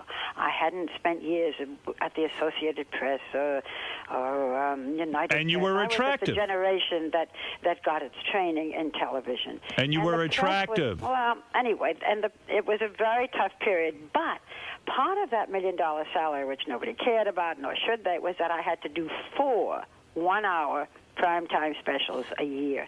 That was 30 years ago, and we're still doing them. Yes. And what you will see is from those specials over 30 years, starting with my first awful mistake interviewing, well, the first show had Barbara Streisand and her boyfriend, John Peters. And that was a task. Well, you asked Barbara Walters if she'd ever get a nose job. Barbara Streisand. I mean, Barbara Streisand, I'm sorry. I did not, and neither Barbara nor I have had a nose job. But anyway, the Right. second part of it was President-elect and Mrs. Jimmy Carter. We learned over the years that people said that they wanted to watch politicians, but they didn't, so we went back to doing celebrities. But on that, only celebrities. But on that, I ended up saying, Governor, be wise to us. Be good to us. Yeah. I cringe. You hate when you see that. Is the idea of the special 30 mistakes in 30 years that you're going to show you some of your worst moments? Yes. You will. I sound like you sometimes. I ask 7 different men when they lost their virginity. Well, there's nothing wrong with that. You know what surprised me when I was reading the notes was that she really was hurt by the Gilda Radner Impression that Barbara Wall was? Yeah. But you were hurt by Gilda Radner making fun of you. Well, I was, bawa wawa, until I walked one day into my daughter's bedroom and she was watching. And I stiffened and she said, "Oh, Mommy, lighten up." So but that made you cry. Barbara Walters' impression by Gilda Radner made you cry. Well, it didn't make me cry, but it didn't make me happy. What's going on with you these days? I should have invited you out for dinner, but I felt funny about it. Why do you feel funny about it? I don't know. I mean, I felt like maybe you really didn't want to go to dinner. I'm not good with that stuff. You were very charming and very nice and very sensitive and very sweet, and I don't want to hurt your reputation by saying all. Let me ask you a question. The other day You we had... can't take a compliment, can you? No. Let me. You were very nice to me, and I was very honored. But let me ask you this: the other day I had Paul Mooney in here. He said, I wondered if you were going to get. I got to ask Barbara this, and I don't think Barbara would be ashamed of this. Yeah, gotta go. It's time for me to do the view. Don't go. Okay. Did you date Richard Pryor? Did I date Richard Pryor? He said you two were lovers. You know, in the special, one of the... And that was one of your best interviews, Richard Well, Pryor. I did 3 with him, and one of the mistakes that supposedly I said guests make, I never lie in a Barbara Walters special, because the first interview was a wonderful interview that was very long, and the second interview was after he had set himself on fire, and he lied and said that it was an accident. And the third interview was when he admitted that he had tried to kill himself. I have very poignant and sad feelings about Richard Pryor, who I think was one of the great Me too. geniuses of... I could see where you'd be attracted to him. Was there an attraction? Was there an attraction? No, there really wasn't. The only time and I hate people who say you must read my book. I hate people who say you must see my special. But the only attraction was a flirtation with Clint Eastwood, in which I got so flustered I on camera stopped the tape. You really were sexually excited by Clint Eastwood? Yes, I was. When you say sexually excited... Sexually excited, we were flirting. Sexually excited in the middle of an interview is a little hard to be. You didn't have sex with him, though? Oh, Howard. Well, that would be my 31st mistake that I missed that. But And Richard Pryor was not a sexual relationship? Oh, not of course. Mooney swears he saw the whole thing go down. Didn't he say he walked in on them or something? He says, I'm going to screw up white America's head. Barbara Walters made love to Richard Pryor. Please don't even say that jokingly. Really? No, not because of the black and white, because it's just not true, and because I'd like his memory to be as the way I remember him, as a very sad and thoughtful and brilliant man. Have you ever made love to a black man? I have a little problem because you Go ahead. called a little later than I expected, and I do have to go. All right, so let me give you a plug, and we're gonna and I want you to come on. Martha, have to come back, even yeah. Martha Stewart herself is coming in. First of all, I'm going to say a couple of things. Number one, Barbara Walters, when I met her at dinner, said to me, "I have all these 30 years of tapes that I own of interviews." I said, "Those are fascinating." And she said, "What do you think I should do with them?" I said, "You should call Scott Greenstein over at Sirius." And you did. And now I forgot to even mention this. How could I forget to mention it? That this Friday, Yeah. it's the first time that I'm going to be on Sirius for 1 hour from 5 to 6. I hope people will call in and tell me their mistakes. You What can call channel? and tell me your mistake. What channel are you going to be on? I don't know. You don't even know. Maybe Stars? Probably. Isn't that awful that I don't know? Serious Stars? I will find out. Find out. I just know I have to. I just know I'm going to be there, and I'm all excited. It's my first time doing a radio show, and it's 5 to 6 this Friday. Actually, I know she'll be on the interracial couples channel that we have. It. There is no such thing. And the special. You know what? As long as people listen. Would you date interracially? But I date interracially. Gee, I really... Can we save that for the next interview? All right. Is it true you slept with Slappy White? Yes or no? Barbara It was Walters. Nipsey Russell. I actually saw a great review of Barbara Walters' special that's going to air tonight. I mean, rather, tomorrow night and Friday night. Tomorrow at 10, following Grey's Anatomy, and then Friday at 10 in where 2020 usually is. I got to ask you something. Is The View the best payday of your career? In other words, being the executive producer, is there more money in that than doing... Because news... The specials and all the other stuff. Is there more money in it? No. Is it one of the best things? I thought if it lasted 2 years, I knew nothing about daytime television. I said I always wanted to do a program with different women of different generations, different personalities, blah, blah, blah. You know what disappoints me? I never thought it would. I'm just so... I'm thrilled that it's lasted for 10 years and stronger than ever, but did I expect it? No, because my main job was doing 2020 every week and doing the specials. So this was kind of, this will be fun, and, You know what's crazy? I cannot stand that you gave a job to Elizabeth Hasselbeck. She's wonderful. You really believe that? Yeah. I really do. Her I can't political stand opinions her. may not be yours, but she's just a wonderful young woman. Did you reduce her to tears in a commercial break? She's a mental case, that You girl. know, part of the thing with this program is that we do get into discussions, and yet we have a relationship where we can hug each other and remain friends. Do you think Rosie O'Donnell will? Watch it. Do you think Rosie O'Donnell will stay with the show? I hope so. Has she said to you she doesn't want to? Because that's all the speculation in the newspaper. She's been on the. What is this? November? She started in September, and they're already talking about whether she's going. Well, she's also going to do this new series with, the spinoff from Nip Tuck. She could do both. I mean, Kelly Ripa, does Regis and did a series. Right. Absolutely. I love you both. You're wonderful to me. But if I don't get to work, I was going to tell you the O'Donnell special. over you. I was going to promote the special that you got Please, terrific. then I can stay on the line. Yeah, you got terrific reviews. Barbara Walters has an incredible body of work. She went back and looked at all of her mistakes, and she could probably name numerous times where she thinks she cringed or something weird happened on camera. Is some of this stuff things that didn't make it into the special? A lot of it we never showed. I mean, there is a scene, for example, with Audrey Hepburn in pristine white, and so immaculate and so beautiful on the beach in Acapulco. And as we sit down to do the interview, a bird drops on hers. That's good. Droppings on her head. And I love on that. her white skirt. We certainly didn't keep that in. Have you ever used foul language in your career? I tried. No, I haven't. You want to say a dirty word right now on Sirius? What about I love you? What about the dirtiest word you can think of? What's your favorite? Yeah, we'll You'll do have the. to What's do your it favorite for me. curse word? Howard, you'll have to do it for me. Did I make you uncomfortable by asking you about Richard No, Pryor? of course not. You're a great dear. You never make. Well, this is the first time you and I have talked, but you're a very nice man, and you have a sense of humor, obviously, and I hope I have. And I'd love to talk to you anytime you want, and I hope you'll call on Friday, both of you. Do you think you can make a man cry? Well, in other words, when you plan out one of these interviews, like we're going to see. One day we'll talk, and we'll see if. But I have to do it face to face. I'm no good. Do you think you can make me cry? I'm not a telephone, psychic, so I can't do that. I can't make you cry over the telephone, and I hope you never have. Listen, next time, give me more time. What is this? The next time, call me on time, and I will. Did you guys not call her on time? She was supposed to call us, but she No, didn't. She I didn't know even that. have It's your fine. number. I wanted to ask you about OJ, if you heard what he was doing. Oh, I know all about that, by the way. What do you know? I turned down the interview. I was going to say, is there anyone you won't interview? Well, that's all I have to say. Did you hear me say it? Why did you turn down the OJ interview? Next time. Bye. Hold it. Wait a second. Bye. I gotta go. I'm not letting you go. Who you'll be late for that for cock to show? Boy, you must hate the blacks. Talk again. All right, goodbye. Well, I tried. That was Wow. quick. I was Very rolling. quick. I was rolling. There was a lot to get to. We didn't get to anything. I have 50 pages of notes I was going to get to. I wanted to ask her who hates you more, Hasselbeck or Star Jones. I want to know, could you get on the View? Richard Pryor. Do you believe her answer? No. You know what? In a way, she started acting like maybe there was something there. Did you see any of those interviews? With Richard yes, Pryor? they were excellent. It's funny.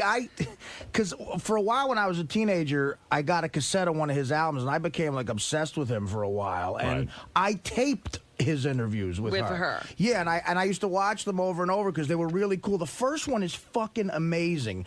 He's so insanely honest. They're sitting on a couch there and somewhere in his house in L.A., and she goes, "Do you do cocaine?" And he's like, "Yeah, I do cocaine. I get together with my friends and do cocaine every once in a while. I have a problem with it, but fuck, I like to celebrate, and I do cocaine." And she goes, "Have you ever done drugs intravenously?" And he sort of makes fun of her. He goes, "Yes, I do." He does the white voice. He goes, "I do drugs intravenously." And she's like taken aback by it. You could see, like, fuck. He goes, "I do drugs intravenously."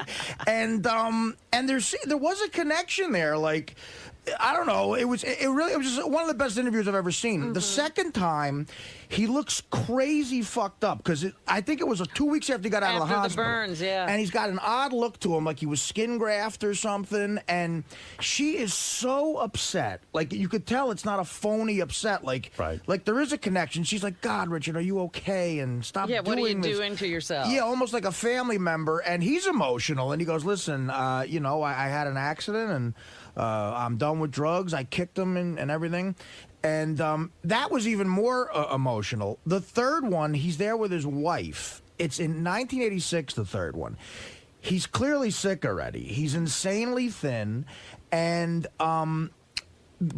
he says to Barbara, "Look, I lied to you. I tried to kill myself." And she almost starts to cry. Wow. And he's like, "Yeah, but and it's funny because the time frame makes sense with another story we got that when Belushi died. Paul Mooney said Pryor was clean at that point in '82, and at that point he said, I've been clean for 4 full years, from the beginning of '82 till now. He goes, I haven't touched any booze, no whiskey, nothing. And the wife, the 23-year-old wife, comes in.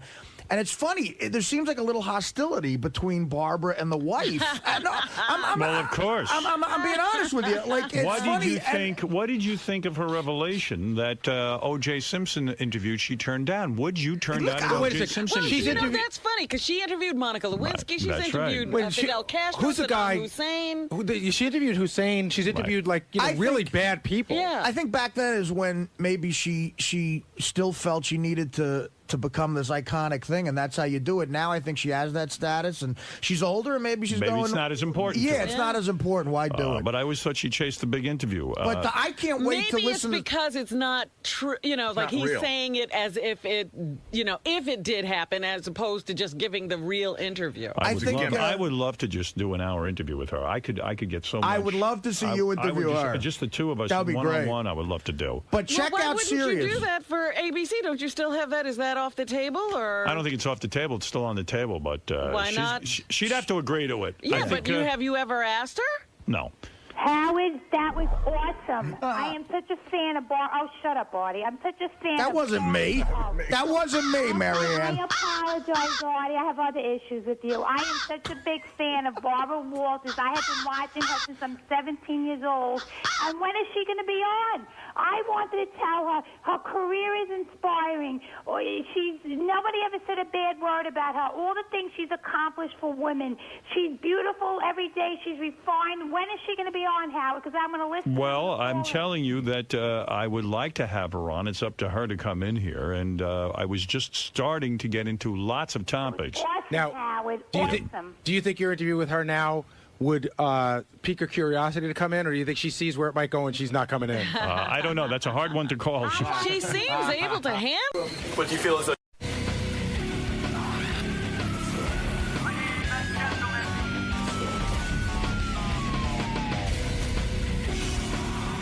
Hey, Bob Saget here. I'm about to go on Howard's show. I'm expecting him to ask me about the young girls I've had sex with, and I don't really have sex with them. I just kind of I've hung out. They come up to me. So that's it. It's not my fault or nothing. My mom watches this every day. You're watching Howard TV. It's all my mom watches. I got her number if you need it. Bob, why is Howard so intrigued with your young girl stories?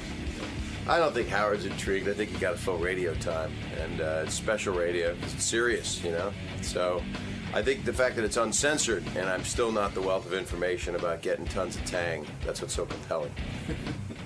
All right, well, have a good time in there, Bob. Thank you. I had a pap smear right before I came in. Bob Saget's here. Bob Saget, of course, hosts a new show. As Robin says, it's sort of like a tryout. I would love to get a game show. One Hey, versus Bob. 100. I don't know. This might sound really complicated. Hi.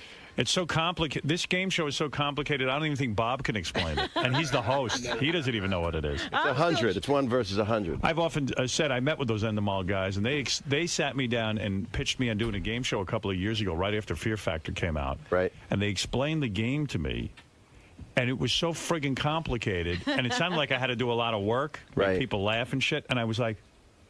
You're exhausted just listening. Yeah, well, why they didn't pitch me Deal or No Deal, I don't understand. I heard about that. I thought they were going to open up a briefcase to be like the head from Seven in it, Yeah, something it's simple. all terrorism. Something would blow up. In fact, John Hine, who gets advanced copies of all these shows because of his website Jump the Shark, right? He says he watched the show, and he says he doesn't quite understand how to explain it to me what the show is. So you got to figure out a way to tell the public. Now this is a problem what when this is. You're going to have trouble explaining. What I tried last night. I was on Conan last night, and I said, "Can you explain it?" And I thought about it, and I said, "No." But it's like you did the special Hollywood Squares thing. Yeah. It's kind of like that, but 100 of them. Whoa. It's 100 people. It's a wall of 100 people. 100 people are on a wall. And they're not like bolted to it. Right, but it's they're like crucified. a thing. They're Velcroed. Right. Are they celebrities? No. They're like regular people. Ken Jennings, the winner of Jeopardy, and some guys, millionaire winners, and then some soccer moms and some TNA. They got the girls from Deal or No Deal, some of those girls. Okay. And then some debutantes and then teenage girls, which I stayed after for. Right. And you are the host. Yes. And I see this wall of 100 people, and what does the contestant How do you even introduce everybody in a half hour? I don't give a shit about that. And then I could say I pick on one guy by mistake. Nobody tells me, don't talk to number 31. Right. I talk to number 31, and I swear to God, he goes, hello, Bob. How are you? He's got a pool cleaner for his throat. kazoo? Yeah, and he a goes, pool cleaner in his throat? Yeah, he can clean the pool. He's got a skimmer for a neck. And he goes, I just want to say something about all the cancer survivors. And I'm like, oh fuck, I can't put this on the air. And everybody's eyes glaze over. And I can hear over the essay, nobody told Bob not to talk to 31. And he's a nice guy, and he's a biker. This is when you're shooting the pilot. Yeah. All right. So we did 5 of them, and okay, it's one. Are there person. 100 different people each episode in the wall? Yeah. Oh wow. They call it the mob. So these are these catchphrases that I got to do. Right. And Let's go over to the mob. Yeah. No. Or do you Are want? you upset that you're doing this? I mean, in a way. No, because it was an inner battle. Because at first they said, no, we want you to be you. We know you're irreverent. Everybody knows it. Let's split the difference between what you did when you did the video thing and you were scripted and you weren't funny. Right. I said, oh, good. I like good. that show. It was nice. Yep. People got hit in the nuts. Tom Bergeron's a nice guy. Right. And then they said, and then you can do what you. I said, well, my stand-up's like dirty, and I say what I want, and they went, no, you can't really do that. It's prime time. But let's be here's realistic. 5 1-hours on NBC after Deal or No Deal, and there's no script. So I said that sounds attractive, and I figured I'd take a bullet on 1 or 2 creatively to try to explain the game. And here I am trying to explain the game. Why not just play the game? You mean you spend the first 2 episodes explaining the game? Not really. It's not as difficult. Just play All it the is game. is Don't even explain it. Just get somebody on the. I agree. Jump in. Make it look like it's the 40th episode. That's right. That's what we try to do. So I'll try to do it real quick. Okay. It's 1 person versus 100. That's it. That's it. No, well, it's like And millionaire. let's- It's millionaire meets you bet your life. That's how I look at it. All right, so I come on, I'm a contestant, and I say, you ask me a question. 3 questions. Pick one question, 3 answers. And you go up against one of the people. Now, who's why would Halle I- Berry's first boyfriend? But why A, would B, I or pick C? the Jeopardy expert? I don't want to go against him. No, but if you want to get the person wants to get their money up as high as they can, you can go up to $1 million, and the Oh, so the questions are harder worth the more money. I see. So say you get up to like $300,000, and you're the contestant, you're the one person next to me. You can say I'm out. I'm out now. But if you lose, if you get a question wrong, whoever didn't get crap wrong, the people split what you won. That's where you're losing. You're losing me. So if You there's go ahead. 30 people, they get to There's 100 people. It could be down to No, 30. right, yeah. If they're 30, If it's down to 30, they'll split whatever. 300,000. Do you like being a game show host? Are you happy about this? Do you like it? I don't know yet. I No. enjoyed the third one and fourth one. I enjoyed it. I actually enjoyed it. All right, because for Howie Mandel, this was a godsend. I mean, now Correct. Howie's all over Well, I the called place. Howie after I did this thing. Yeah. And said, what should I? What do you think? And he said, don't touch me. Right. That's right. Hey, Howard, Don't touch my hands. It's funny because I was talking to Bob in the green room, and he said something that I thought was interesting. He said they came to him, and he wasn't really interested in doing a game show. Right. He says then you have that meeting where your agent, the network sits you down, and they back a truck up. Right. You got a lot of money for this. Well, they do. They, that's there. They can't help it. They pay a lot of money because they need a guy who's good on television, has name recognition, someone who doesn't offend the people. You come up there. That's why I'll probably never get a game show. No one wants to. You could do anything you wanted to. I can't. I mean, I offend You are too many doing. people. You know what? No, you don't. You're I doing offend the people. People who see me, they What go, do the people know? People are offended. I was going to say, Bob does a really dirty act. He doesn't know what to But he say. does it in a comedy club. But It's my different. No, I'm doing it in like colleges and theaters and saying fuck every 10 seconds. Why are you saying fuck every time? You got that Full House image. Right. What, Why are you crazy? acting with that? You're gonna screw What have that you up? done? Yeah, what are you doing to your career? I think it's great. Isn't it true you once I'm having directed a lot of Artie fun. Lang in a movie? Artie Lang's brilliant at that. That's right. Actually, I ran into Bob Simons the other day, who produced Dirty Work, and people wanted the R-rated cut. He actually said you guys should have that R-rated cut because that's all I wanted to do. That was a great script, the R-rated script. How come I only see your eyes? That's on purpose. Years ago, I was on the radio. Rick Dees was the host in L.A., and he was behind like glass and stuff. All I saw was an eye. Well, it's enough. With Rick Dees, you don't want to see it because he's so pulled back. I don't even think if you saw him, you thought it was the Joker from Batman. So tell me what's going on with your personal life. You got the divorce. That's 9 years ago. That's 9 years ago. And that's going good. She's very happy, and she's. She remarried? No, I got a boyfriend. Boyfriend. Got a The for kids many are years. okay. Kids are good. I got my 19-year-old daughter who goes to school out here. Right. Saw her last night. Where'd she go? NYU or something? I can't say it on the air. You don't like to talk about where No, your daughter she's homeschooled. I see. And then I got the 16 about to turn 17 and the 13. Wow, about that's to be right. So 14. when we shot the movie 9 years ago, you had just gotten divorced. That's right. I met your kids, came up to My Toronto. divorce papers were in the safe at the Are Four your kids? Seasons. Are your daughters hot? They look like they were going to be hot. Excuse me? Artie wants to know if he can go out with your When I met his that's what I daughters- want to see, Artie's fat ass when I walk in my house. He's off heroin, by the way, so he can go out. Is that yes, true? It is true. All right, I met you're his in. daughters 9 years ago, and without being creepy, like at 7 or 8, they look like they're going to be hot. Like, They're the gorgeous girls. But the way Hotter than the Alyssa, Olsen twins? the way Alyssa Milano looked like she would be hot on Who's the Boss. You can tell. See, the thing is, Like, you are they always hot? Artie's being honest. You can tell if someone's going to grow up hot. Are they hot?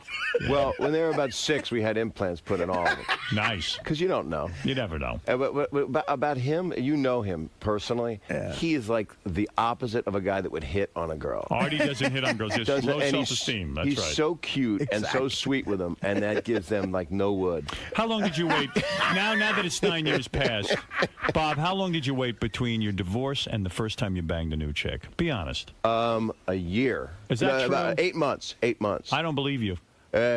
Oh, you mean the cheating? Yeah. Did you cheat? But as a new Was chick, it a weird time? Well, were you? I remember going through this and being on your show. Right. And you were in the basement on the internet. That's right. And did you? Were you done? Were you gone from Allison before you ever went near? Yeah. We were separated, and then I began to date. Me too. Right. Is that what you did? Yeah. Well, that's what he's going to say. That's what I did. He you did separated. that? His wife didn't. Yeah, know. we separated, and that, then it was appropriate. We got right into it. That's what I did. I jumped right in. Well, here's what happened. I actually rented a house in Malibu, and then like halfway into the Malibu thing, I had a couple dates. And it was a bad time. I was with my kids just on weekends. Right. And I was at the ocean. You think it was great. You're watching sea life and all the porpoises are out there fucking. And I'm in my room looking out at it. Right. And I'm waiting for something. And I met some girl and it wasn't right. We had sex and then she emailed me, I'm not drinking this month in case I got pregnant. Wow. And I'm you got like, a good one. Did you wear a rubber?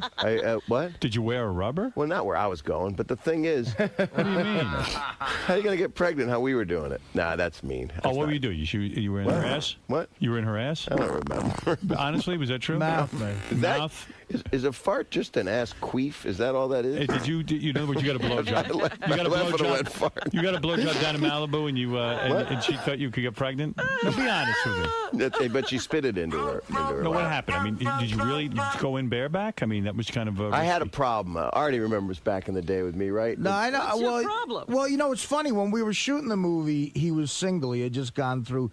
But by the time the movie came out the next year, you were dating some 22-year-old chick. Remember that hot chick? Dated her. with Yeah, big she was very tits? nice. Yeah, She was It's cool. a nice way to talk about her. No, she was hot. She was a very nice girl. He had a 22-year-old. Are you kidding? Are you dating someone now half your age? Right? I'm dating. How can you not be half my age? I'm 50. Right. I'm dating a 50-year-old woman, and I love it. How old? You don't hear that a lot. Robin, is that horrible? That's horrible. That was isn't it? horrible. Well, I meet a 50-year-old woman, but they're married, the ones that I like. How old is the one you're dating now? It's half your age plus 7. I didn't even carry the one. She's 26. 26. Now, how long have you been seeing this broad?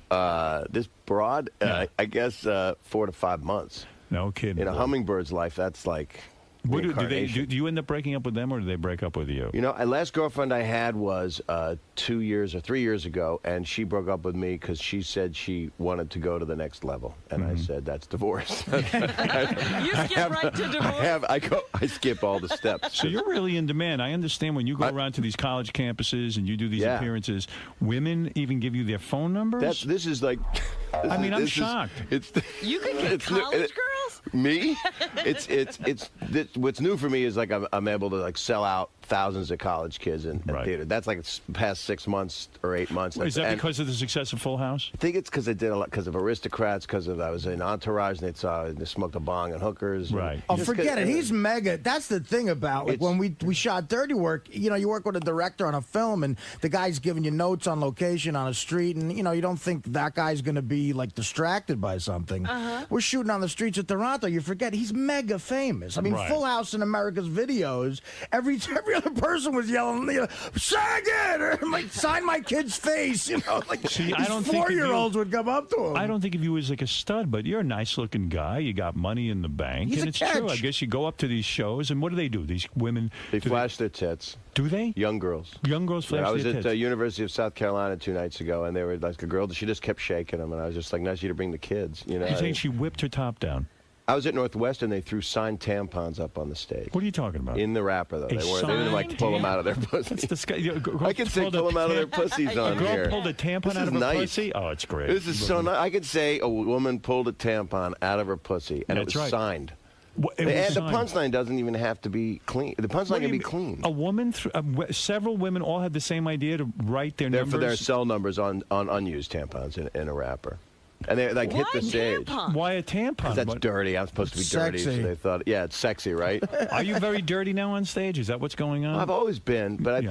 think I just talk a lot about the normal shit. 'Cause What do you girls, talk about, sex? No, it's stupid jokes. Like a girl, yeah, I talk about sex a little, but it's just jokes. What are you saying? Women come up to me and say, "I grew up watching you," and I go, "Good." Now you're going to go down watching me.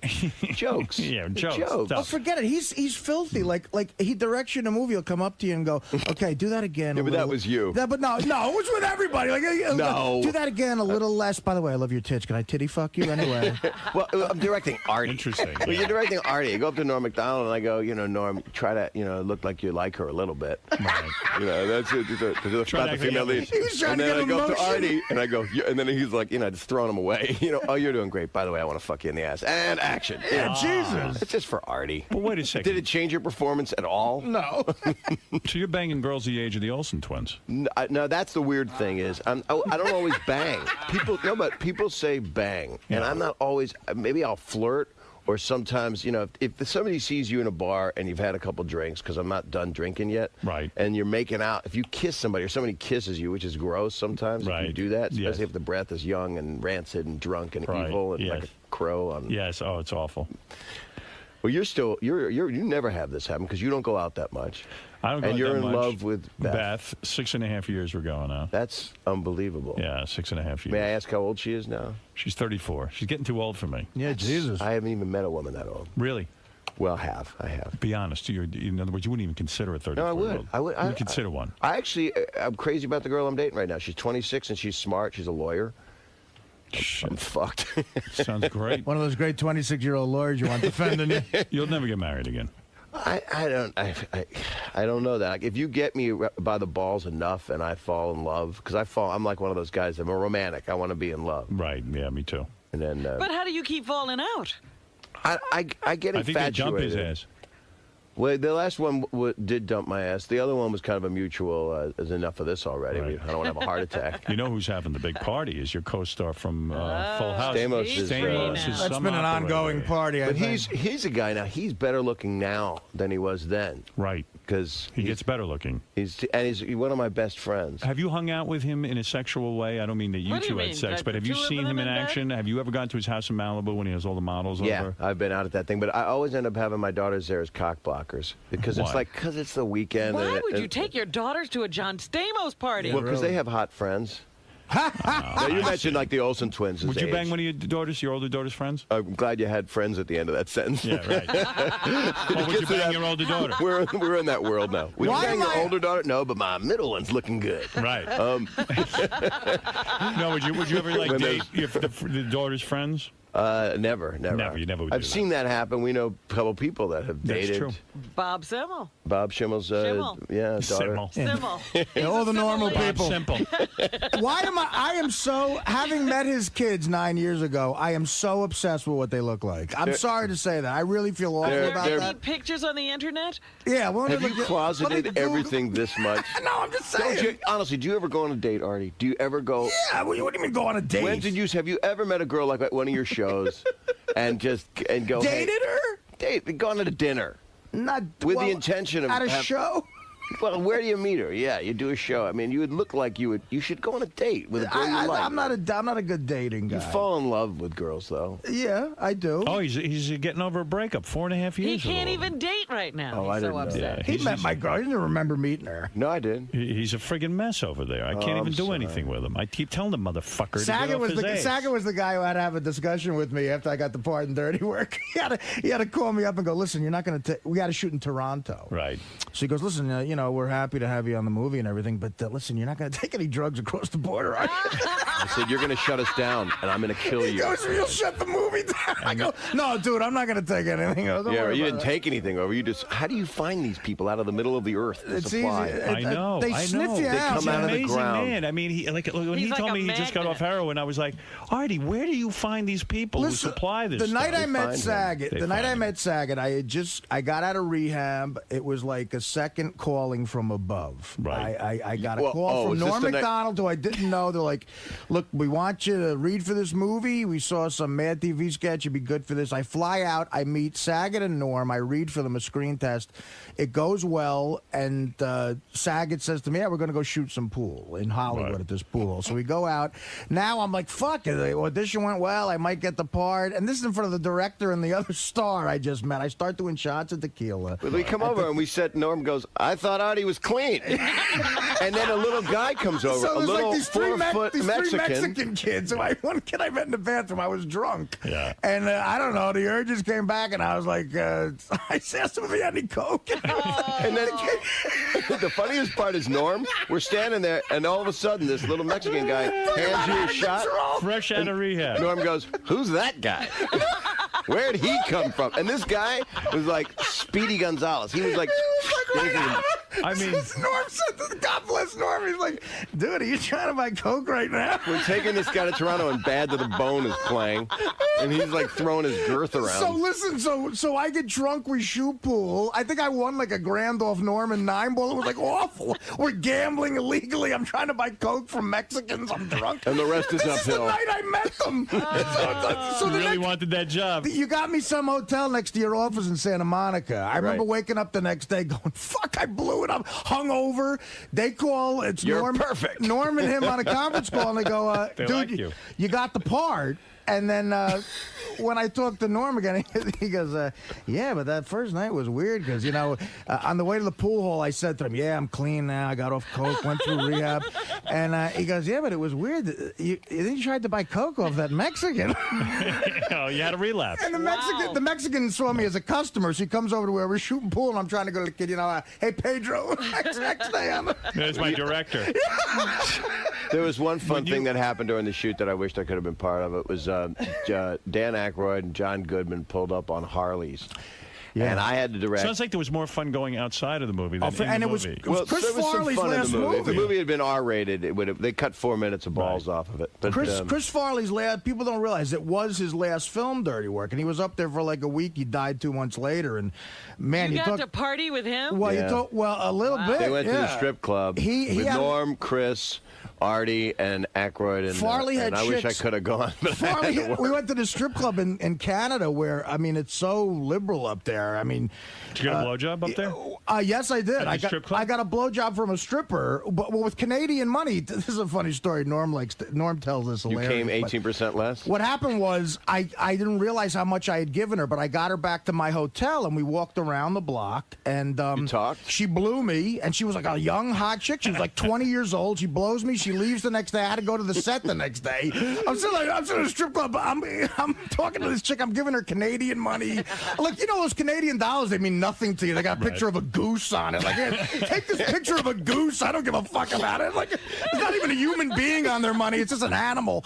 So, and I see out of the corner of my eye, Chris Farley has two chicks hanging out. Farley's partying with the guy they hired, his Smokey. The guy they hired to keep him off coke. He's on coke. Brillstein Gray had hired this dude.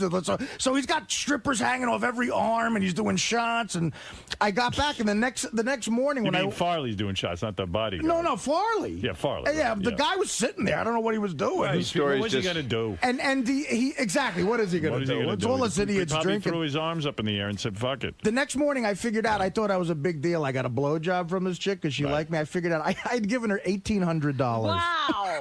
Did you bring her to the set? Do I remember this She came girl? by the set. I remember this girl. She came by the set. You and liked her. She came by the set. Marty and was in love. She tried to sell Farley weed. That was like a hard. That was like a hard thing to see. It was hard. Did you Really bring him hard. by? Did you what to see Farley? Yeah, and to see him at the end there, Sad. and tried to police it, but then you can't stop a guy to go out. Howard, you can't he say was- you're not going out. He was so funny, man. He's the funniest person to this day I've ever been next to. Really? And one of the sweetest. And he had such that thing about him where you could tell that's the only way he could relate to people is trying to make them laugh.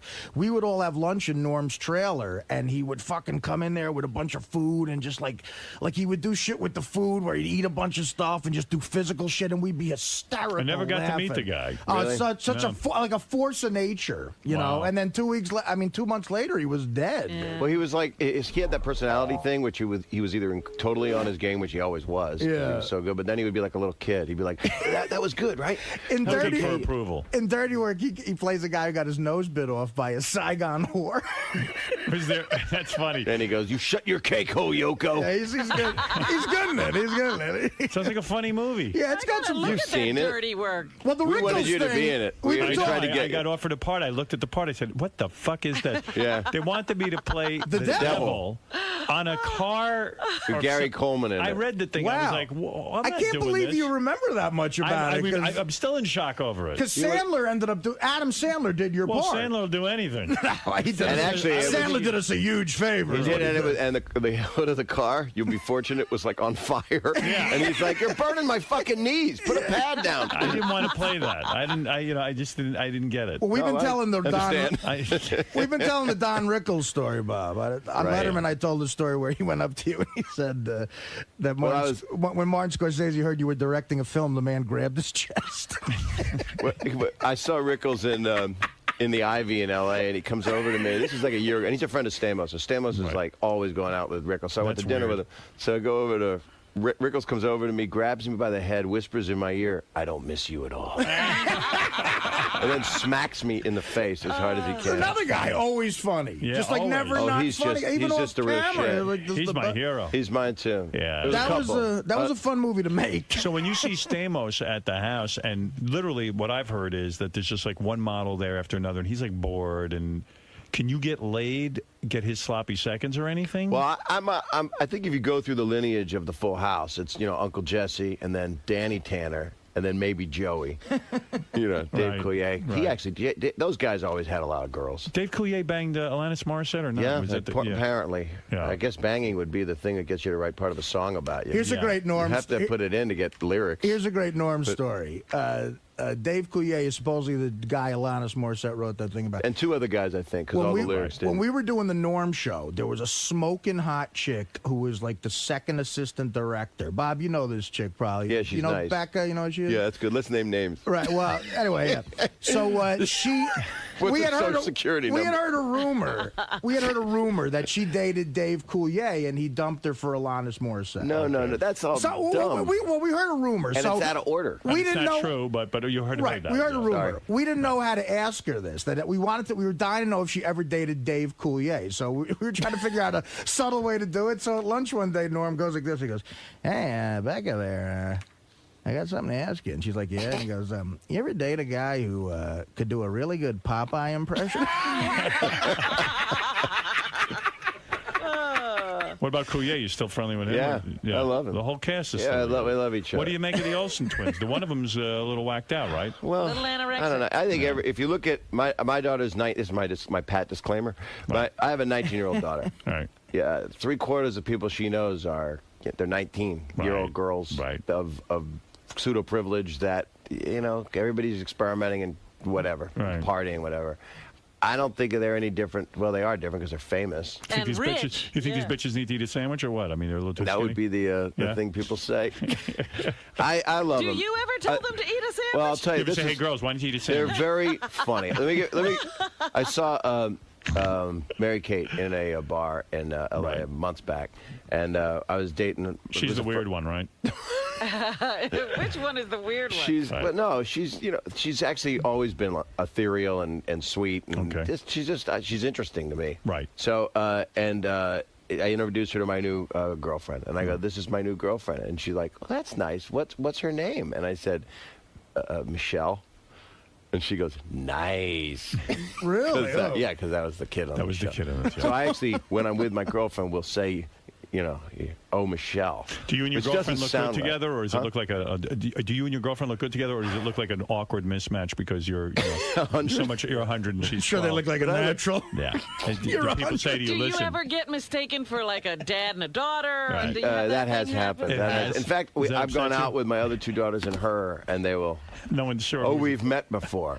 And I go, no. You remember when Have you met her parents yet? No. Yeah. No. Do they know you're dating her? Yes. Yeah. Are they And she comes disturbed? from a very nice, close family. No, are they upset that you're so much older? How could they not be? Right. So it's an issue. It's horrific. It's the horrible. horror. Mother wanted to kill you. No, How she's old nice. Is Her mom's.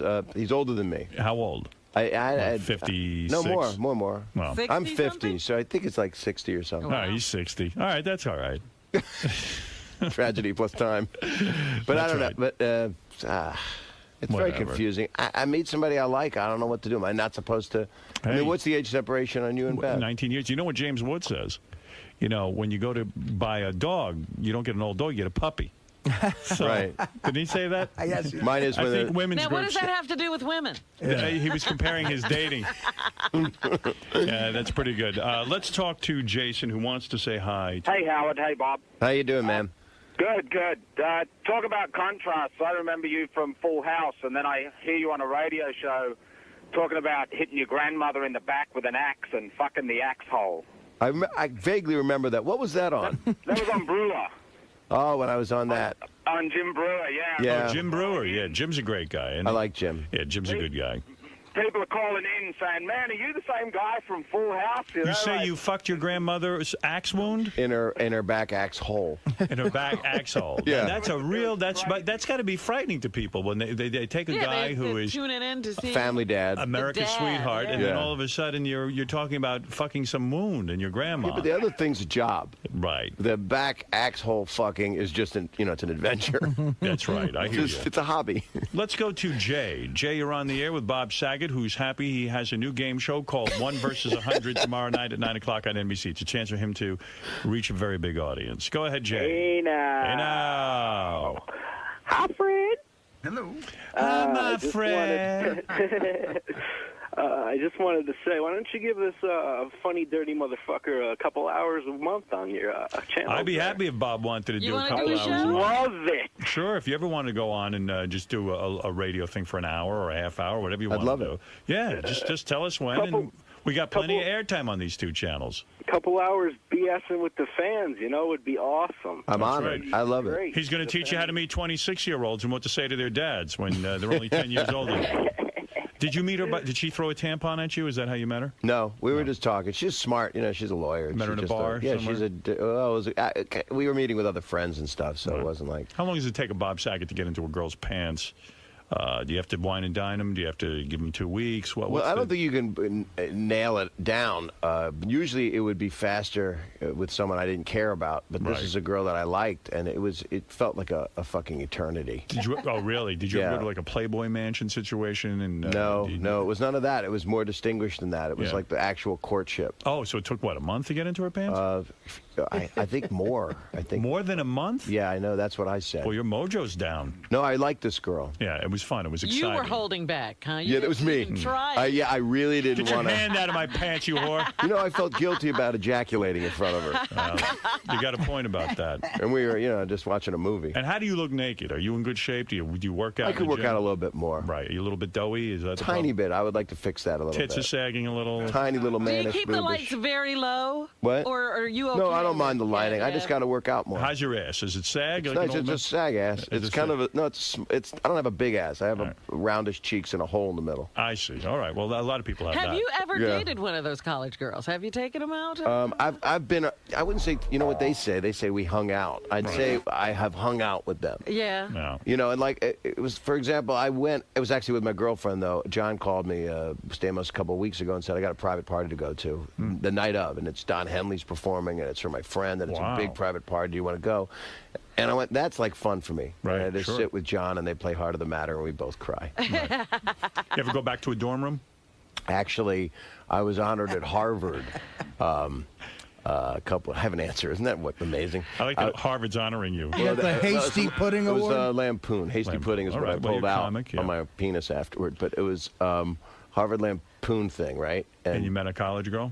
Well, they took me at all these frat and sorority houses. People are in tuxedos and stuff. And I was, they put some drinks in me. And, I didn't do it. And I was with these other guys. And they took me around to the different houses. And so there was a lot of, I don't remember some of it. But you nailed the girl in the dorm room? You did, didn't you? I don't. Be honest. Was there nudity? Be honest. I don't. Did you bang a girl? I actually want to say yes because it sounds like it's great. But you didn't bang anyone in their dorm room? It's not against the law. BJ? Did you get a BJ in the dorm room? He's thinking whether or not he should admit I was with a guy named BJ. BJ Novak was one of the guys. No,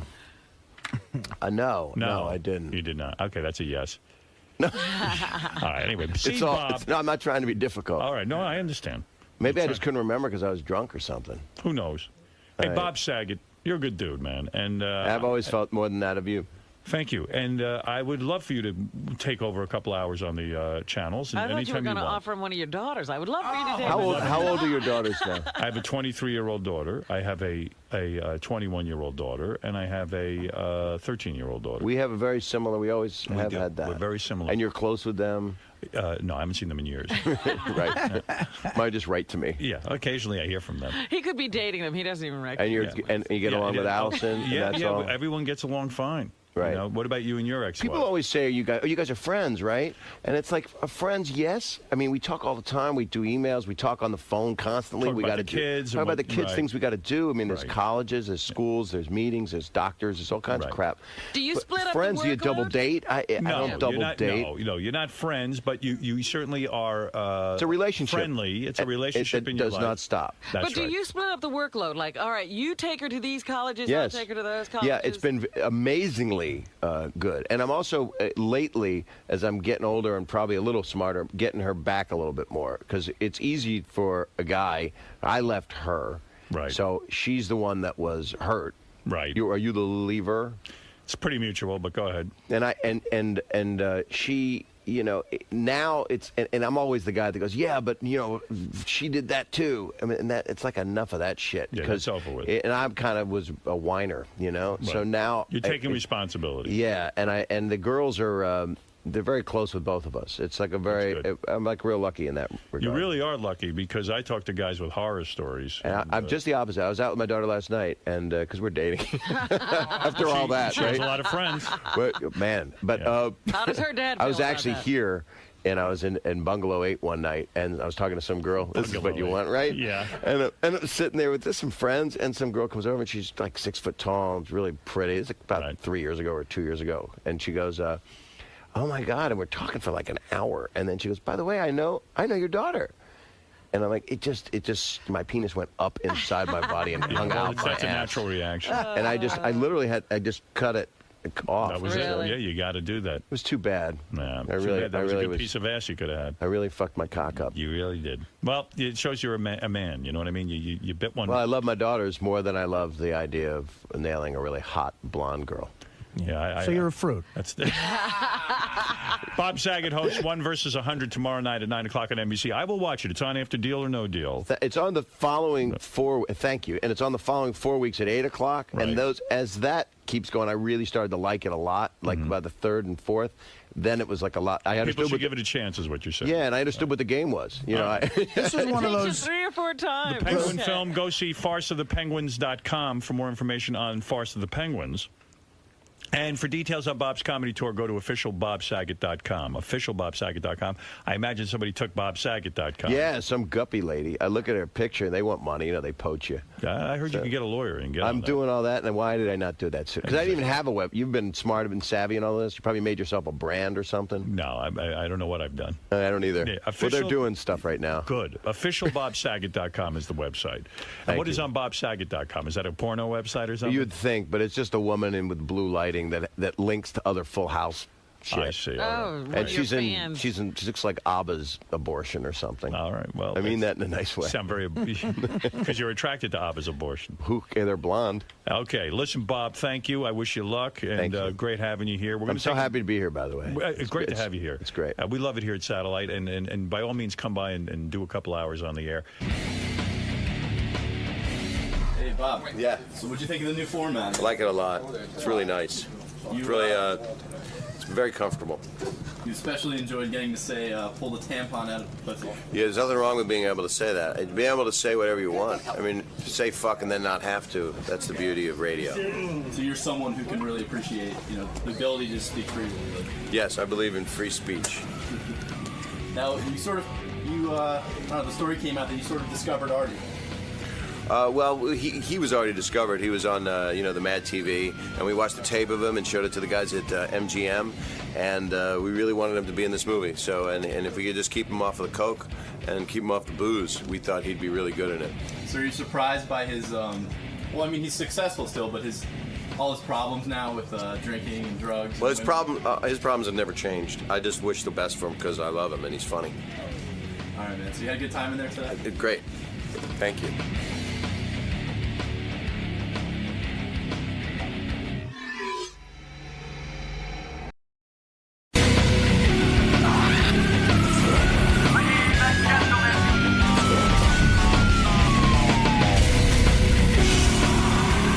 We're looking for men who want to date Jackie's ex-wife, Nancy. Remember Nancy?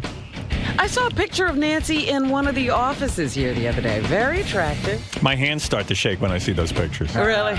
Well, it's funny. I was, Nancy. The first time I'm ever meeting her. Oh, I love. Well, she's not coming in today. She's going to be on the phone screen. Oh. We're going to screen guys. Then she's going to come in for the actual dial-a-date kind of thing. Okay, so it's a two-parter. It's a two-parter. But Nancy, of course, was married to Jackie and also his manager. So many times we dealt with her about money, his issues, and also how great a talent Jackie was, and she would remind us of it. Yes. Not to mention the fact what a great talent she was when she started her own recording career. Well, we debuted many of her albums. She's come in and performed. And also she's done several plays. I always thought Nancy had a thing for me that I could have. Yeah. Like I used to ride my bike down to their house. Like I got into this bike riding kick for a short phase, and the only place to go was Jackie's house. Yeah, it was 15 miles to Jackie and 15 back, and that was like a good ride for me. So, and he lived down by the water, so it was kind of cool. I could ride my bike down to the beach. Uh-huh. And sometimes I'd go there and I'd imagine that maybe Jackie wouldn't be home. Although he was always around. I'd knock on the door. Nancy would answer in a negligee, and I was in my sexy bike outfit. Those tight pants. Right? Did you wear those with the big thing in the bottom that looks like you have a big load? Wad. A big wad to pad your asshole. Like a diaper. The big diaper in the bottom, and my special shoes, my riding shoes. And did you wear one of those very colorful shirts with the stripes? Yeah, and I'd unzip it kind of low so Nancy could see my physique. And then you had your little bike helmet. Yeah. And I was hoping, maybe she'd say, I just want to blow you or something. And then I had that dilemma, I work with Jack, he's a good guy, but I think I would have let her.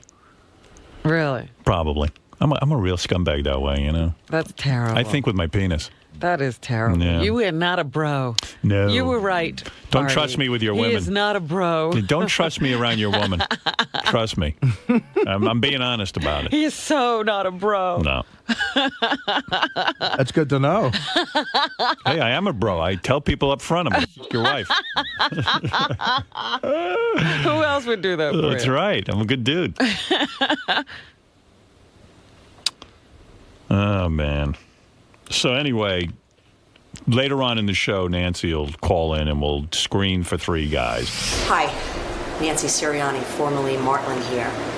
So I'm about to talk to Howard on the phone, which I haven't done in quite a few years, and play Dial-A-Date, where I'm going to pick 3 gentlemen who, one of them I will date after next week. We'll all be in the studio live next week. So I'm looking for a very important Yankee fan. I'd love to have a date with somebody who plays Scrabble, and I like guys who will run barefoot. So we'll see. I'll see who fits that criteria, and hopefully have a really fun date. So here I go. Everyone remembers Nancy Sirianni, Big part of the show. formerly Nancy Sirianni Martling. She's dropped the Martling? She's dropped the Martling and dropped the Jackie. I always knew you two would break up. Hi, Nancy. You predicted it all the time, yeah. She was too hot and horny. I knew she wanted it. I knew, like, sometimes I would think when I used to ride my bicycle over your house that maybe, like, Jackie wouldn't be there, but of course he was always around. Like, maybe you would, like, blow me or something. You thought that? I did. Yeah.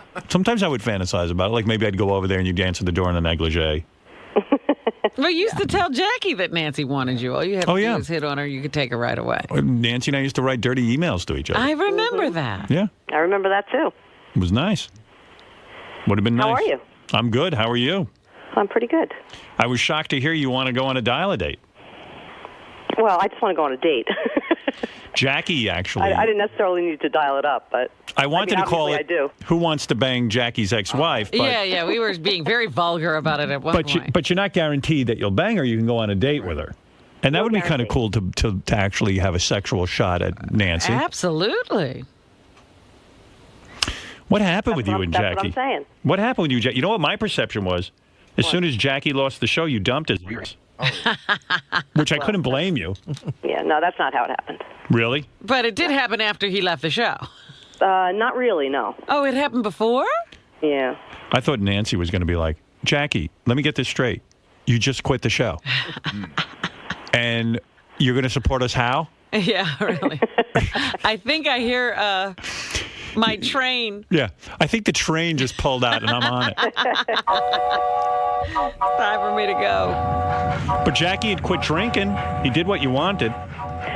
Too late. Really? It's always too late. Too much he hurt. quit drinking right at that same time. And you he's were been out of without there. a drink ever since. I told Jackie once that I thought you were banging some of the guys in your band. Yeah. Was I right or wrong? Tell the truth. You were wrong. Oh, bullshit. Never? No one in Big Orange Marble? All of them. All of them. See, I knew it. How you looking these days? Are you still hot, or did you hit the wall? So, yeah. I look the same. You do? Yeah. Still have the good body? Yep. Really? Still the same. I'm still wearing my clothes from high school. Wow. Yeah, she was a little thing. You know what else I hear that's weird between her and Jackie? Like, sometimes, like, after they got divorced, they started dating one another. They'd go out on dates. I heard that, too. Did you guys date? Well, I see him. No, Yeah. but right after your divorce, were you two, like, seeing each other for a while? I don't think so. No, I had heard you were dating him. No, we're very, very good friends. See, I don't even buy that they're really good friends. Like, that's Why? because, like, even on your website, you link to everybody's webpage but Jackie's. You know what? My website is new, and I just forgot. Right. That's a fun, interesting I'm gonna do that. dropout. I'll do that this afternoon. Like, that's the ultimate. That's a big omission. In Jackie Nancy world, that's the ultimate smack in the head when you don't link to their website. I swear I did not do that on purpose. There's not even a section that says links, though. You know. Because Jackie used to go, why don't you put Nancy's website on linktohowardstern.com? It would do us a big favor. And be like, okay, but... I didn't ask for that. No, I know. Oh. Jackie wanted you to be famous in the worst way. One of the weird things was, like, Jackie and Nancy were sort of in Loserville. Uh-huh. You know what I mean? Jackie was playing They had a bachelor. lifestyle. Jackie was playing bachelor parties and all that stuff. And Nancy was, an up-and-coming musician and everything. And But like a folk artist. yeah, and then Jackie took off on our show. And Jackie, Nancy was like, when is my time going to come now? I'm still waiting. I know. It's time to concentrate on my career. And thus my appearance today. So she's here today, and you're still trying to make it musically, right? I'm doing actually pretty well. I'm doing fine. I saw you open up for Taylor Hicks. Yeah, a couple of weeks ago. American Idol guy. Good. Yeah, that was very exciting. So you and Jackie, are you divorced or you're not divorced? Oh, no comment. You mean it's not official? It's like you're just separated? Yeah, I don't want to get into the legality of it. Well, we want to know who we're dating here. I mean, are we dating a married the guy woman? could get serious about you. No, I totally am. I'm a totally single woman. You're separate. You're legally separated? Yes. Oh. You never actually went ahead and got the divorce? No. Oh. But you split everything. He told me he gave you like 50 of those houses, those shitty houses And he he had. got one. He got- he gave them to me. I know Nancy gets gave them- upset about that because she feels she earned them as well. That's right. They were our I'm sorry. houses. Yes, that's right. You split up your joint property. Yeah, Jackie, you want to know how much she took as a manager? Yeah, I say, how much does Nancy charge you for the manager? It turns out 50%. Turned out. Yeah. Yep. Well, she's got some dough. I know she's got a bunch of those houses. She's a good-looking woman. Yeah, I'm looking in the paper today, and it says that Shaquille O'Neal and his wife are splitting up. And one of the reasons was she was too secretive about her finances. Really? I was like, she didn't have any finance. What finance? No, she earned that basketball money. But Nancy's a good woman. She is. You know, I mean, I'll put it out there for the guys. Here's the negatives. A, you're going to have to sort of... She'll manage you. Yeah. A, she'll manage No, you. that's B, not true. B, you're probably going to have to put up some money for some record albums. That's not true. Well, you know, Jackie built you that. I mean, you guys built that Studios recording and all that, studio and yeah. all that.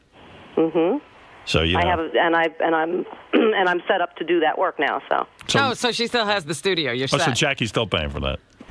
No, he's not. And also, the other bad thing is Jackie may be in your life a little bit because That's true. You know, Yeah, do you guys are social with each other? we date sometimes. Hey, Howard. Yeah. Have those guys ever double dated yet? Oh, that's weird. Yes. It's a weird scene, Yeah, it is a weird scene. but they're hippies. You know. Right, you know. Yeah, you know what? If you're in my life, you have to accept Jackie Martling.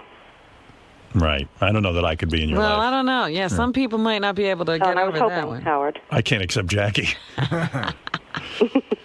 Anyway, so Nancy, I was shocked that you were willing to come on the dating game, and I was even more shocked when Jackie called me and asked me if I would be open to it. I said, "You don't mind guys trying to bang your ex-wife?" He goes, "No, I don't care."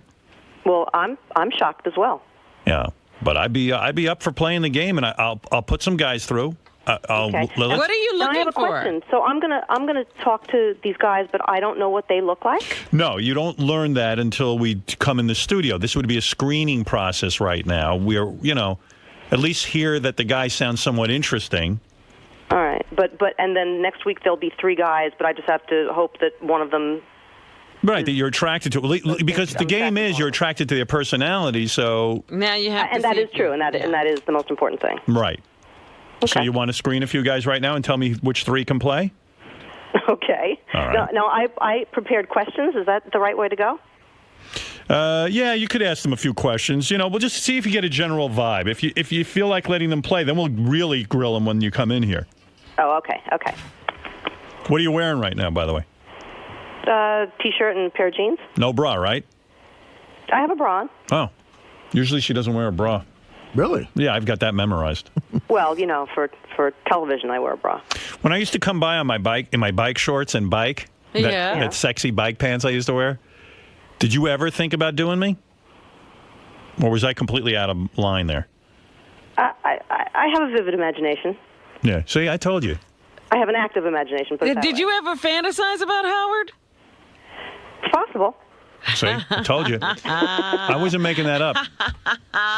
Why didn't you? If all you had to do was put your hand on my balls, I would have been right there. I don't care about Jackie. I would have banged you. It's not an exclusive group, so. I would have done you. I know. You know, I would have. I didn't know you were so miserable. Tell me all the time. I didn't know you were so miserable in your marriage. I could have made you happy. So when's the last time you and Jackie had sex? Was it during your marriage, or did you try makeup sex even after you split? Oh, God, it was so long ago. I don't know. We probably went back and forth for a while. You banged any guys since, Jackie? I would imagine so. Yeah, I was going out with one guy for a while. Yeah. Oh, yeah? So when's the last time you ever got it? A long time ago? No. Really? I tell you, Jackie might still have a job with me if you had done me. You could never have fired her. I might have put up with some more. But yeah, I would have felt really guilty getting rid of him. Why do I have a raise? What's this raise? Jackie, there's something extra in your envelope this week. Why? Hey, I got a Mercedes in the driveway. What's that for? Just need to fuck my brains out, okay? Oh, keep going. I always figured Nancy would be great in bed. Like wild. Like Oh, open up I think she's a wild child. We'll yes. open it all up for a man. Probably does it all. All avenues are open for some wild times. That's my imagination speaking, Nancy. I have no information about what you're actually like in bed. You know. It could be. Do you open up? It could be. Really? Yeah. Yeah. Hey, can I ask, or is it rude to ask how old you are now? That's rude to ask. It is. Okay. All right. Yeah. Fair enough. All right. Let's go to some guys here and see if anybody wants to potentially bang Jackie's ex-wife. I'm sure they're lining up. The phones must be jammed. I don't hear the phones ringing. No, they're ringing. Do you think you made the biggest mistake of your life leaving Jackie now that he has Jackie's Joke Hunt, his own show here on Sirius? No, I think we went down a good path, me and Jackie. Yeah, the right path. You were fed up with him. So was I. It seems like everybody got fed up at the same time. Yeah, we should have talked. You were fed up. I was fed up. Yeah. It did all happen right around the same time. And real quick, would you ever date Kenneth Keith Kallenbach? Did you see the email he sent me? Yeah. No. What did he say? We'd be good together, me and him. Oh, geez. So that's a no, right? I think it's a no. Okay. All right, first guy up, Irish John. You want to date Nancy? Absolutely, Howard. All right, John, real quick, give us some qualifications because we can't get into like 900 things here. You know, Nancy's got to make sort of a snap decision. Why should she date you? I have a great career in the construction field. I sell and rent construction equipment. My equipment's currently at the World Trade Center. We have equipment now at the Deutsche Bank. How much are you worth, would you say? I'd say about $300,000 overall. That's not bad.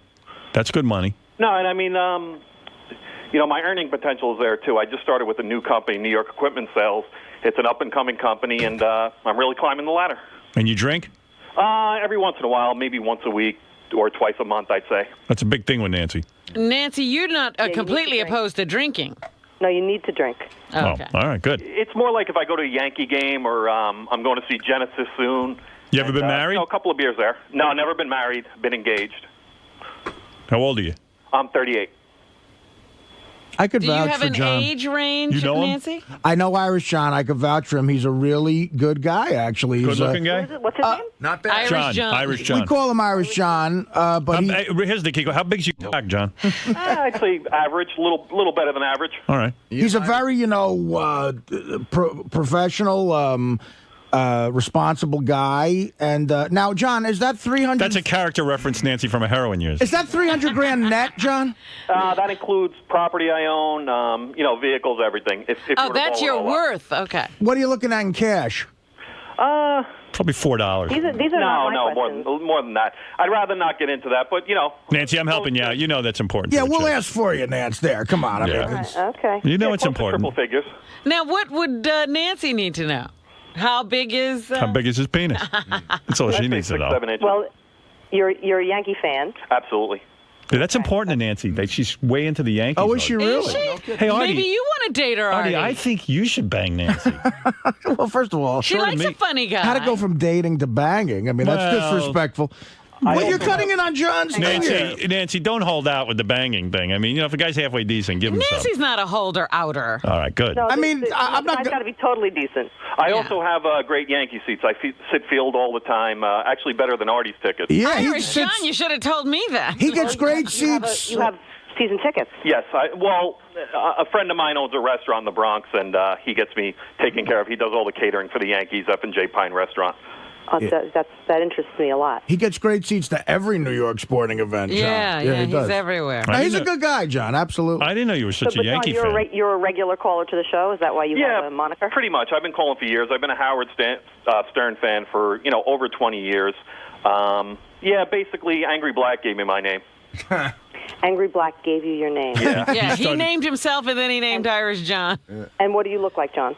6'1", about 210, 215 pounds, blue eyes, brown hair. I'd say average, maybe a little better. He's not a whack pack. He's not a whack pack guy. He hangs out with the Whack Pack, though. Yeah, I was going to say, I've given him an endorsement. We all really like John. Well, Jackie hangs out with the whack pack. That's true. He's not a nutty guy, Nancy, like the whack pack guys. Okay. Well, what do you a good think? guy. You want to let him play? Okay. All right.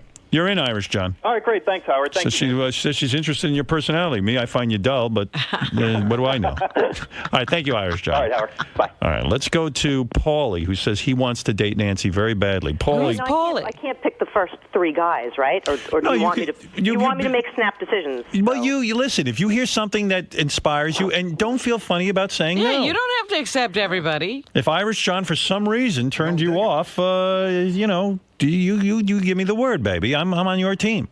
Can I like speak with these gentlemen and then come back and say I'll take number 3, number 1, and number? No, I mean, come on. Now, see that's almost playing the game. I don't have a month here. Okay. All right, one of these three schmoes have to be good. Okay, I have to say no to somebody though. Okay, you maybe decide. Paulie's the man. I know John would be a good player for the game. He would be? Okay. Absolutely. All right, so Artie feels you made a good choice. Paulie, you're in Brooklyn, Paulie. What do you think about Nancy? Tell me what's on your mind. Why did you call? Good morning, Nancy. Good morning, guys. This is Paulie. I've been on the air before. Henry Hill's nemesis. Is this the guy, Henry Hill's nemesis? Okay. I know Paulie. Yes, it is. Yeah, he's a good dude. He stands up to Henry Hill. Good guy. I like Paulie. Hey, Paulie, what do you got? You got a lot of money? How old are you? I'm 54 going on 35. You want an old guy, Nancy? Well, I don't consider me old because no one can ever guess my age. Everybody thinks I'm 45 years old. And Paulie, you make a good look? I'm in great have a shape. very wide age range, I'm in great shape. I'm in good shape for the shape I'm in. And Paulie, are you in the mafia? No, I'm not, Howard. Okay. What kind of work are you really doing? Legitimate work? I'm a graphic artist. I worked for a major corporation for the past 13 years. Unfortunately, I was just let go due to downsizing, but that's no problem. I can hook up with quite a few graphics companies in town. You make a good living? I make a good living, yes. When were you planning to go back to work? Well, I am. I'm working at the present time. Oh. I'll tell you, that's hot. I was just let go after 13 years in April. Why would you be let go? Downsizing. That's hot. I don't want to mention... Nancy, that's hot. Recently unemployed. It's weird. I hate to make this a pattern. I know Paulie, too. You do? Paulie's a guy that women would like. Really? You can tell he's like a good-looking guy. And lots of time to have fun, too. And, I don't know about his finances at all, but I've hung with him a bunch of times, and he's another good, classy, fun guy. Oh, I didn't know that. Paulie, you ever been married? Yes, I've been married, but I have no children. You were married once? Twice. Twice? That's not good. What's going on? Well, I'm 54 years old, and, if it didn't work the first time, I'm not going to say I'm never going to get married again. I did get married again, but that didn't work out. But I'm still dear friends with my first wife, as Nancy can appreciate. That's a good sign. You got a big schlong? I got a light switch. Oh, you're small. No. I just use your vernacular. I see. You're an okay size. As long as you can turn it on, Because Nancy likes it thick more than long, I think, if I remember properly. Girth better than length. Now, Paul, are you uncomfortable with the net worth question? The net worth question? Yeah, what is your net worth? Uh-oh. That doesn't sound good. Guy's been divorced. Does it really make a difference? Yes. Not to me. To me, it does. does. Let me put it this way, Nancy. If we go out together, we'll go to a nice place. I'll cook you a nice dinner. We can go to a nice restaurant. We can catch a movie. We can go here, go there. You could afford that. Put it that way. We'd have a great time. Who's picking up the tab? Right now, I live out of state, but I'm moving back to New York. Oh. Where do you live? I live in Cleveland, Ohio. Oh. Well, when are you going to originally from Brooklyn, New York. But where are you going to... I've been out here. My job moved me out here, and as I said, I don't want to mention the big corporation that I worked for, but let me put it this way. Everybody drink Pepsi-Cola now. I see. So what kind of car you drive? I'm sorry, I can't do that. Well, I don't drink soda, so... What do you drive? I used to work. I drive a Honda Pilot. And when are you moving back? Because you don't want to date a guy from Cleveland. Well, I'm going to be moving back very soon, but what difference does that make? I could be in New York. I could be in New York later on this afternoon if that was the case. I actually would like to date a guy from Cleveland. Oh, you would? There you go. So you can Paulie play? Relationships don't work pretty good. Yeah. Can Paulie play, Nance? What? Can Paulie play? Yeah, I like Paulie. Okay, she likes Great, you. Nancy. You're in, Paulie. All right, guys. Well, Paulie's playing. Look at this. Irish John and Paulie so far. I'll tell you one thing I know about Paulie. The guy's not pussy. Well, you don't know. He's on the phone when he's dealing with him. No, I don't know. I met him. I wouldn't fuck with Paulie. I was in the studio in 2003 when Henry didn't show up, remember? All right. Hey, Paulie, hold on. Thanks. I don't remember Paulie looking any particular way. You say he's good looking. Well, I mean, he's... That's what Artie's saying. When I saw him, he had a good-looking broad with him, and I could tell, it might not be an odd thing for him. Put it that way. All right.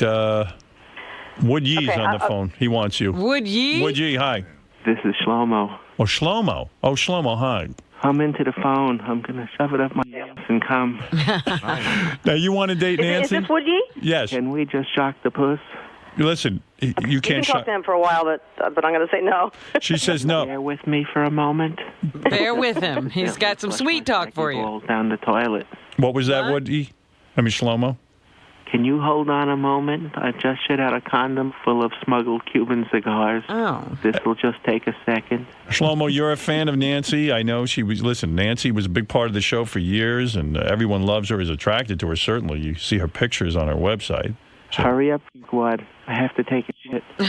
All right. Well, I don't think she's going to... I don't think this is the time you should have called. I don't think she's going to go out with... And play the piano at the same I time. was forgetting that you're on satellite now and can say... Yeah, it's a lot funnier. Shlomo's great for satellite. Shlomo's... Man, I got to take a shit. All right. Say your last... Say one thing to Nancy that's romantic, and maybe it'll win her over. Go ahead. Cunt face. Oh. Man. That's right, fuckface. Okay. All right. That is not winning her over. I can... Goodbye, would you? Nancy, you don't want him, right? No, I don't think so. I'm sorry. It had nothing to do with... Shlomo, I'm sorry. Yourself. All right. Thank you. He's passionate. Artie, you know what, you... I'm all over the TV screen. What do you say about... What was that, Shlomo? Cut that off. What do you say about Woodgie? It's weird. Once again, I know the guy, and I think he'd be great for her. Oh, no. Okay, so now I'm going to say no to the first two guys. No, All right. Thank you, Shlomo. I'm going to shit in my drawers. Okay, thank you. All right. That was Shlomo. Nancy, I wouldn't let you go out with him. No, thank you. All right, I'm going to randomly... There's about 1 million guys on the phone here. Obviously, everybody wants you, but let's see. I'll just pick... Let's pick a guy who's not a regular caller into the show. Well, okay. Some random stranger. All right, I'm going to say this. There's a guy on the phone from Long Beach named Mike. There's a guy from Queens named Phil, and there's another Mike from Rockaway. Who do you want me to pick up on? Take a guess. This could be your love connection. We got anybody from Manhattan? Let's see. Anyone from Manhattan? Let's see. Here's a guy in the Bronx. Here's a guy from Wayne, New Jersey. Baltimore. Albany. Baltimore. Little Neck, New York. How about Little Neck, New York? That's close to the city. That's in on the island too, right? Right. Or Queens? What's his name? Little Neck guy? Greg. Yeah, let's play with let's hear Greg. Okay, Greg. Yes. How are you, sir? Oh, fine. I have Nancy up here on my screen here. I went to her website. Attractive girl, right? Yeah, I like her. Good body. Yeah, definitely. Jackie broke her in real good. I know that. Jackie, I don't want to hear that. He pretty much did what but he didn't break me, so. He didn't break her, but he broke her in. That's good. I know she's in good shape.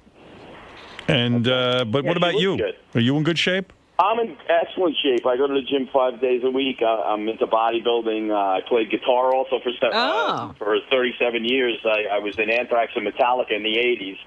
So. What were you from Metallica? You were in Anthrax and Metallica? Yeah, I played lead guitar in the early 80s in Anthrax and Metallica. Huh. Wow. And now I'm 47, so I live in Little Neck, and became very successful in real estate. I bought and sold foreclosures. Nancy's legs are spread already. I can almost hear them opening. Yeah, I became a multi-billionaire in real estate. If she doesn't want you, I'll go out with you. Done well. So you played in Metallica when the guy from Megadeth was there or something? Yeah, when Dave Mustaine was in the band, and when he left, and when they were in the music building in Queens, and it was in those days, late 70s, early 80s, that time. Who do you look like? I hear Mel Gibson to John Bon Jovi. I hear a little of everything in the face. My hair's still a little on the long side. Nancy likes that. Really. It's not a mullet, is it? Maybe a little bit, but I'm working on it. A mullet? You got a mullet? Not really. No, not really. You're a good-looking dude. You make a good living. You're an accomplished musician. What's your marital status? Yeah, why are you not married? How come I lived with somebody for 7 years, but that's the closest that I've ever come. Yeah, I've always been involved in music so much, and I really that's my excuse. So that's what I'm gonna say. How old a dude are you again? 47, you say? 47, yeah. 47. But I look younger. Everybody thinks I'm in my 30s, so 50s to new 30s. I'm not all wrinkled up and everything. Right. You're not a big mess. Stayed out of the sun. Not at all. You're not sitting at home with a prostate condition like some old bag. No. Well, Nancy, what do you think based on just this small little information? Conversation, yeah. I'm gonna pass on Greg. Greg, you sound lovely, but I don't want to pick the first three guys. Why wouldn't you pick him? He sounds like he's Sounds good. right up your alley. You could sit there with those songs of yours. And play guitar together. Yeah. I don't know. You're making a mistake, yeah. If you want, you could put him on hold and you could talk to some of the other guys. Yeah, that's what I should have done from the beginning. But Well, he could be here all day then. How many fucking guys can you just... That guy's a good guy, this Oh, Greg. talk to two more All right, guys. Greg, you're out. Oh, sorry. Sorry, man. What turns you off, Nancy? I just probably the mullet. No, I was kidding. I'm kidding. I don't have a mullet. What, are you kidding me? You said a bit of a mullet. No, not at all.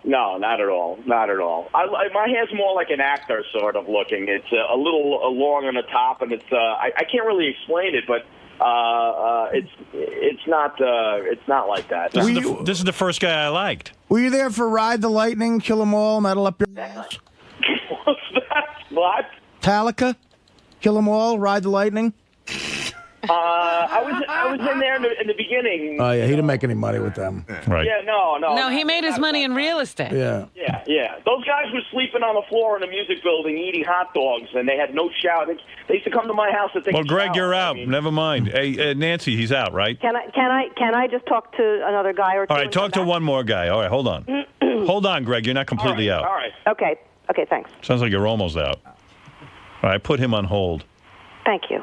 Guys, remind me that Greg's on line 15. All right, here, pick one other guy to screen. You ready? There's a guy named Jumbo from Wayne, New Jersey. Oh, here's a guy, Dennis from Manhattan. You want to speak to him? Yeah, let's talk to Dennis. You living in Manhattan now? I didn't know that. Mostly, yeah. Okay. Oh, I didn't know. Dennis. Yeah, what's up, Howard? How you doing, man? You want to Doing date all right. Jackie's ex-wife?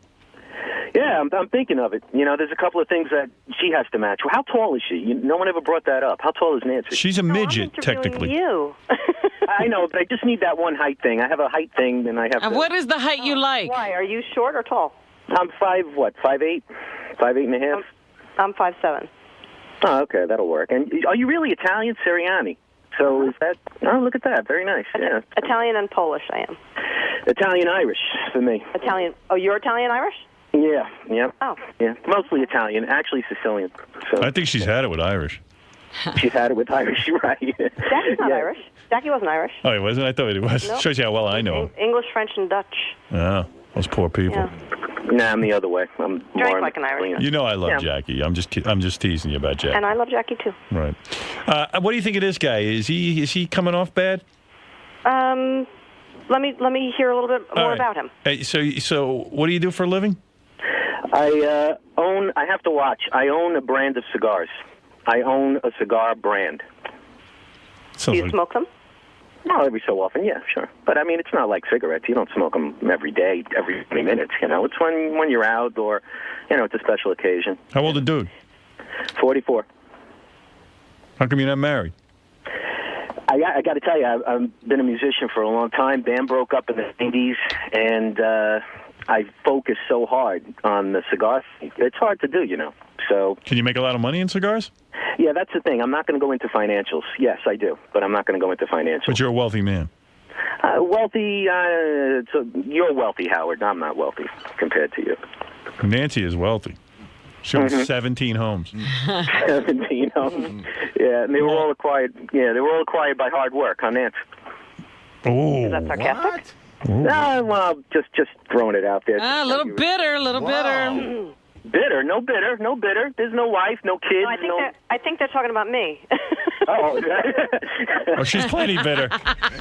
Wasted her whole life. But I absolutely earned everything that I have. So I'm going to say no to Dennis. All right, I knew it. Yeah, you You said the wrong I didn't like that comment. Yeah, you blew I it, didn't dude. like that comment. Yeah, you're talking to a woman who, Gotta wait for the third date to say that. she ain't going to put up with that bullshit. Sounded like you might have been rich, though. So let Greg play then. What did he do wrong? You want one more? If we're running out of time, yes, let's. All right, you want one more guy? You want to? Yeah, give her Let me one hear more. one more. You know what? But I totally didn't think of this until now. I absolutely cannot date somebody who smokes cigarettes.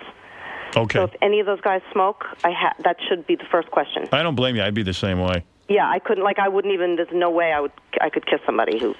You want a guy from Queens, Long Beach, Belleville, New Jersey, Orange County, or the Bronx? Queens. Okay. That's Phil. Phil. Hi, Phil. Hey, how are you? Phil, it'd be really cool after you have sex with Nancy, if it goes well, we'll interview you to find out what it's like to bang Jackie's wife. Nice. That's what I'm... Let me just start off. I'm 25, a young 25. I live with my parents. Oh, great. Jackie, about my net worth is I own my own real estate appraisal business. I don't know if that counts. I'm just working on. I'll date Robin too, though. I mean, if you wanted to do a triple. Nancy, I'm hanging up on him for you. Yeah, I think this guy's a hang up on no. Phil. Yeah, I don't think Nancy should date a I guy had with my Phil. You don't want to go over his house with his parents and have sex with him? Maybe with his dad. I don't know. Yeah. What do you think you could get, Howard, for the real estate appraisal business if he sold it? Business like that? Man of his caliber? He sounded like he was 60. Yeah. 25. I'm a young 25. A young 25. You want to go back to Greg, or you want one more shot? Got to give her one. Dude, Whatever you have time for. The guy from Belleville. Belleville's a good town. I know Belleville. I would like to see... Let's hear from Belleville. I would like the triplets of Belleville, so. I would like Nancy to find love, so... Because it would probably bother Jackie on some level. Frank in Belleville. Go ahead, Frank. Go ahead. Make your pitch to Nancy Sirianni. Howard, I'm honored to talk to you, buddy. Hey, okay, this couldn't happen at a better time. I just got out of the hospital. My wife had the worst accident ever. And the timing, and I'm going to be rich if she doesn't make it, so... So your wife is dying. She hit so hard. I can't even recognize her. So you could date Nancy as long Because as... he's going to get the insurance money. Nancy's going to look great compared to her right now. Is she in a coma? She could be. And your wife is the one with the money. No. I have insurance on her. So I'll be rich, and I'll make you all kinds of CDs. When will you know? How rich? Yeah, Nancy doesn't want to choose you. She wants to know how serious it is. Is your wife in a coma? Yeah, sure. Yeah. But you smoke? I can make that happen. Do you smoke? No, I don't smoke. You don't smoke. All right. He can play. Nancy, what about this guy? No, I don't think so. MySpace. Howard, she could see me on MySpace. Take a look at me. So you're not kidding. Your wife's really in the hospital. Oh, she's terrible. I just left. How much money would you collect if she dies? I got $500,000 insurance policy on it. So Wow. Hopefully, I'll know by Philly. All right, I got to try a different guy. I know she's not going to go for him. Yeah, Thanks for letting me on. Thanks for letting me on. $500,000? That's not bad. I'd go for it. Mike in Avalon, New York. Go ahead. One more shot at Nancy. Otherwise, I'm putting Greg on. What's going on, Howard? Hey, Mike. Go ahead. In Avalon, New York. Where is that? South Shore of Long Island. You fly by it with your helicopter every time you go out to the Hamptons. Okay. You're buzzing his house. I don't take a helicopter, but that's okay. Do you want to date Nancy? Yeah, well, I'm in the middle of getting a divorce, so I got to look forward to what's next. How long have you been out of this marriage? I'm still crawling out of it. Oh, so you're fresh from your wounds. Yeah, well, no, I don't know. You know, it's been over for quite some time, so we're just hammering out the legal part of it. Right. Got kids? Yep, one daughter. You're a wealthy dude? I Used don't know, to be. You know, I work for a living. Yeah, what do you do? What do you do, Greg? What do you do? Mike. I'm sorry, what's his name? Mike. Mike. Mike. What do you do? What do you do, Mike? Carpenter contractor. Well, that's good because Nancy likes to build recording studios and like staging areas. That's right. She can repair things. I like carpenters. Yeah. See, we could set you up with something nice, Nancy. And you're a good-looking dude? I don't know. You know, I've never seen him throw up. Well, there's a recommendation. Good answer. Can we try to stump you with a joke? I've seen a few throw up. I know a lot of jokes. Well, you get in a divorce. You're a good-looking dude. None of the girls throw up that you go out with. You got a big penis? You know what? Again, no complaints ever. I don't. You know what I mean? Like, I don't check out other guys' penises, so I have nothing to compare it to. Oh, I see. What happened to the marriage? You know what? People change, I suppose. Well, it was all her fault. That too. Nancy, what do you think of Mike? Would you rather have Mike or Greg? Do you smoke, Mike? No, I don't smoke cigarettes. Pot? Well, you know, occasionally. Yeah. Nancy, too, I imagine. That's good. Yeah. What do you think? Mike or Greg? Mike or Greg, that's what I have to come down to? Yeah. Or you can get rid of Irish John or one of the other guys and take Greg and this guy. Can I do that? I already said yes to. That's Irish true. John. You could change your mind. Robin This is says. America, Nancy. You're allowed to do whatever you want. Wow. Life is filled with heartbreaks. Okay, I think that's what I'd like to do. What would you like to do? Can I do that? Take Mike and Greg. Really? No Irish Who are John? you throwing out? Irish John? With the Yankee tickets? Oh, Irish John has the Yankee tickets. Yeah. Instead, you want the mullet guy from Anthrax? Yeah, but Greg's got a. I like. What about Paulie? And Paulie. Paulie, I picked, right? Yeah. Paulie, I want to keep. All right. But listen, Nancy, you talked to all those other guys and you were taking more phone calls, you know? Maybe Say Mike? that again? I said you were taking you talked to all those other people and you decided to take more phone calls. So, you know, I don't want to badmouth any of those guys, but obviously you were still looking for a date. Well, Are you a Yankee fan, Mike? A baseball fan, but when the Yankees are playing the Mets, I got to root for the Mets. Sorry, Artie. Well, yeah, I ain't looking to fuck you.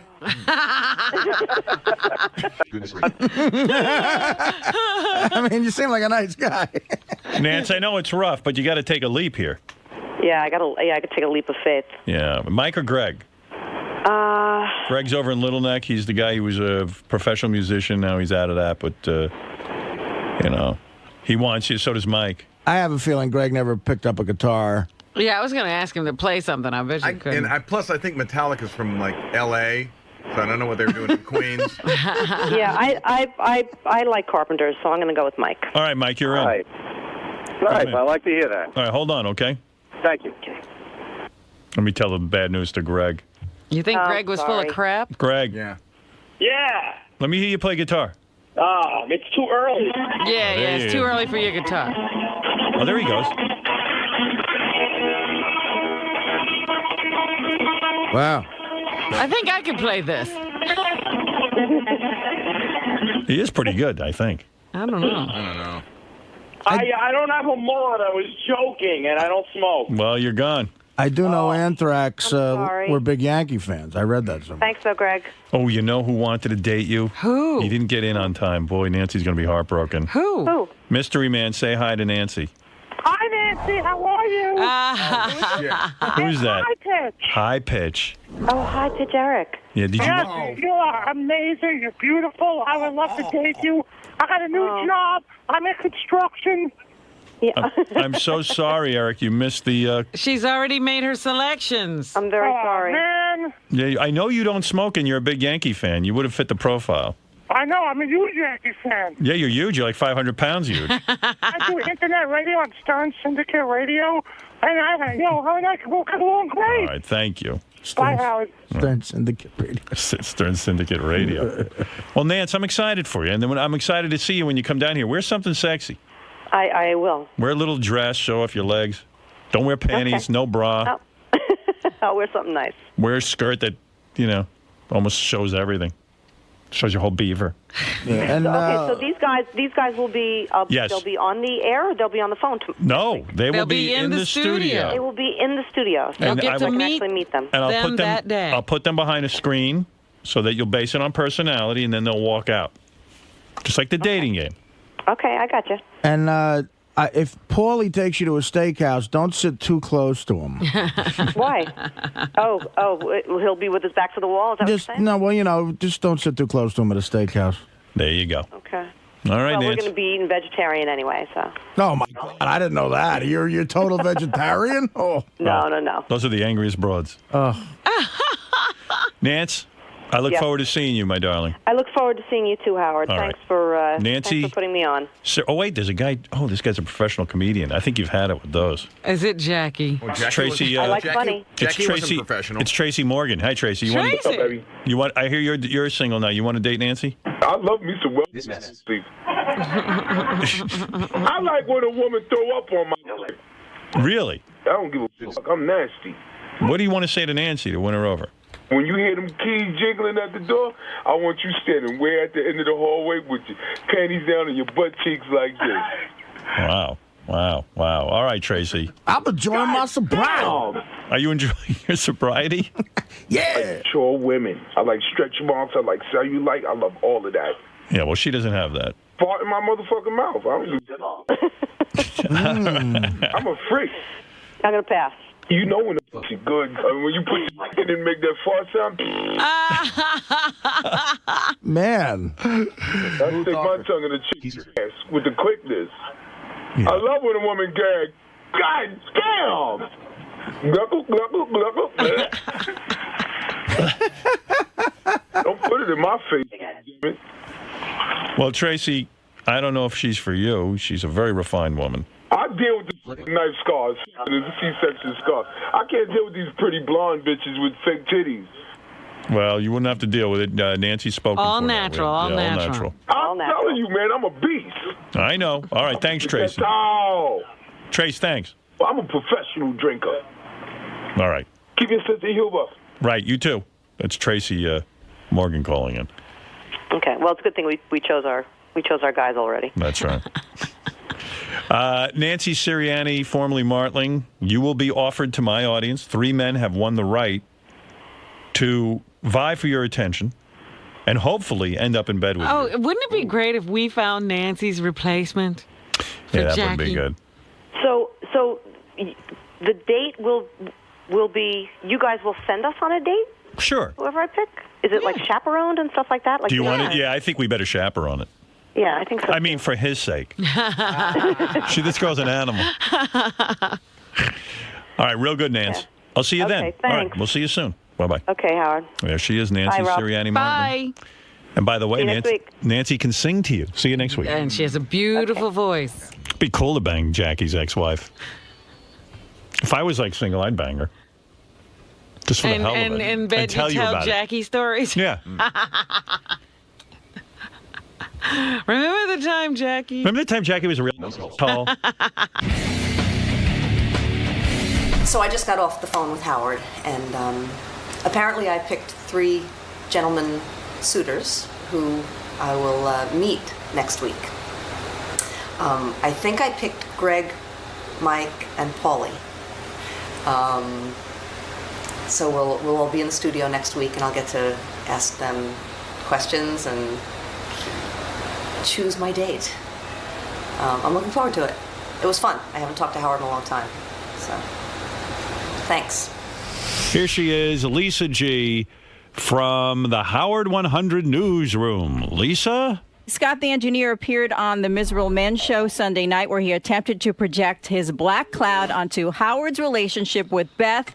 Responding to the comment that Howard and Beth never fight, Scott predicted that once the wedding takes place, the couple will be fighting like cats and dogs. Everyone. He also talked about his life as a former swinger in the 70s. Oh, really? Wow. I can't imagine that, but that's Imagine the lucky girls who got to swing with Scott. Oh, you know, girls, I'm a swinger. I swing. Hello, couples. Scott, when did you swing in the 70s, you liar? You know, I love Scott, and I really think in the last year he looks so incredibly depressed. Yeah, he's gotten sadder. Yeah, like it's like it's really like the cloud is growing. Scott, when did you swing in the 70s? And by the way, it's an hour and 15 minutes. I got to take a break. I got to hear the swinging Yeah, story. but when did you swing in the 70s? In the early 70s, when I, Yeah. And now when I was you know what? in How my did in my you swing? 20s. What do you mean you swung? With who? Where? How did this happen? We Who's we? The person I was with. Okay, you had a partner, female partner. That's okay, right. That's yeah. correct. We were friends with another couple that we used to hang out with all the time. Yeah. And you're telling me the other couple had to have you? We swapped. You swapped wives? Yeah. Oh, Wives? Girls, not wives. Not wives. Yeah, girls. Oh. Yeah. Who would swap with you? It was, I would swap. I'd probably say, you know what? Maybe my girl will appreciate me after she fucks this guy. As weird as it may seem, it happened. I had hair back then, so I wasn't as gross as I am now. Oh. So I didn't say that. And that didn't, I guess that ruined the relationship? Or did it not? No. Eventually. I ruined it on my own. Eventually we broke up, but it didn't ruin the relationship then. No. It was fine. Everything was cool. And you could look at this other couple? Did you continue to see them? Yeah, we hung out with them. We would travel. We'd go away with them. We'd share a hotel room with And them. how often would you swap? How creepy. It wasn't a lot. And It what was about a few the guy? times. Was like you and the guy good pals? Like, hey man, your girl's great. High five each No, other as I you mean pass? one night we were hanging out and we did some weed. I did weed? I did. I mean, And after you blew your load, like after he blew his load in your girl, how soon after did you hop on your girl and because you're all turned on? I don't think he blew his load in her, but What do you mean? Where'd he blow it? On her? Probably, yeah. All over her face. And then, like, would you get turned on watching him? No, bang we her? didn't. I didn't watch. I didn't watch him. Did it turn you on when she would tell you what happened? We never spoke about it a lot. It was You just didn't like talk about You it? mean afterwards? You never? no. It was like we just said it was a lot of fun. I mean, we would so And so then, that like, night would you bang her in the same night? Like she bang him? No, and no, bang no, you? no. Why not? No, we just didn't. I mean, we'd just go home and and not be with each other. well, we And not talk about what happened. That's a turn on. so In other words, we all did it in the same room. yeah, but the lights are out. Yeah, the lights are out. And So you couldn't see him doing your wife? I mean, your girlfriend. No, I Probably mean your girlfriend said, listen, it's bad enough I got to see him. But I'm banging him. Now I'm banging you. Listen. It was all. I mean, it was. I didn't initiate it. I actually crashed, and then I was awakened and dragged into the shower with three other people. I like how you're using your 70s vernacular. I crashed. I did. And then All right, so you were asleep Did and weed. they had a lot of fun, and then they dragged No, they you didn't have into any the fun. shower? They weren't doing anything. They were, just, they woke me up, and they said, "Come with us," and we all went into the shower. you and showered with a dude. They did. Wow. That wasn't your revelation? You got a big cock. Watch the soap. Free love. If that cock were to end in my hand by accident, there's nothing I could possibly do to stop it. No. So in the shower, that didn't happen. In the shower, she was being washed down by the other dude, your girl, That's correct. and you were washing down his girl. That's correct. Did he ever wash you? No. A little lower to the left. Could you get my bowl? There you go. Let me bend over for you. Hold on a second. Massage my prostate. And then, things happened from there. That must be the grossest orgy ever. So you kissed this other woman? They in did. front of your girl? They did. That was, yeah. And then like half the turn on is her going, oh man, he gave it to me, and then I was, thinking, this, and then he grabbed my vagina, and okay. I mean, she didn't give you any details. No, we never really went into details about And it. she It was didn't just, want to know about it you was and just the other like, girl? did you have a good time? Excuse me, darling. Don't you want to know about me? Not really. I don't care what you do. Think about it. That was the ugly side of the Woodstock, sexual revolution. It wasn't all like the Stones at Nel Cote in France. Right. It wasn't all Marianne Faithfull It was and Scott the Mick engineer Jagger. and some equally hideous man. I was Mick Jagger. It wasn't Tony Franciosa. Did she make a lot of noise with him? Like, did she It make? wasn't all Michelle Phillips. She made noise, and the girl I was with made noise. I mean, You got her off. I did. What was the noise? Help! Yeah, Rob. Muffled screams. She would say, "Stop raping me." Go back, Robin. Go back to your vegetables, will you? It wasn't Bob and Carol and Ted and Alice. I was having more fun with people and vegetables. Right. Way to go, dude. Sounds fantastic. It was You're the man. It was. I'm not. I mean, it was fun. What can I tell you? It happened, and it was fun. All right. I enjoyed it. All of us did. I mean, because we did it we didn't do it every day, or we did it a few times. We didn't do it all the time. And then That's you it. guys... Was it like special? Like you go, hey, we're getting together with that couple, wink, wink? No, we were always hanging out with that couple. Yeah. We were friends. I mean, the two girls were best friends. Right. So... Did they ever get it on with each other, the two girls? No. No. They're close, but not... I don't think they were into it. But when would be the special night that you know? There was hey, there was no tonight. special night. There was no plans. It conflicted with my bowling night one week. We would just be hanging out, and it would happen. It was nothing made up or nothing that we, set out to do. I don't know if you know this, but I'm a swinger. No, I'm not a swinger, that's for sure. I'm not anymore, but there was a point in my life. I was at Pluto's retreat. No, I wanted to go Pluto's retreat. I wanted to go to Plato's retreat, but they rejected me. So they sent me with the dogs.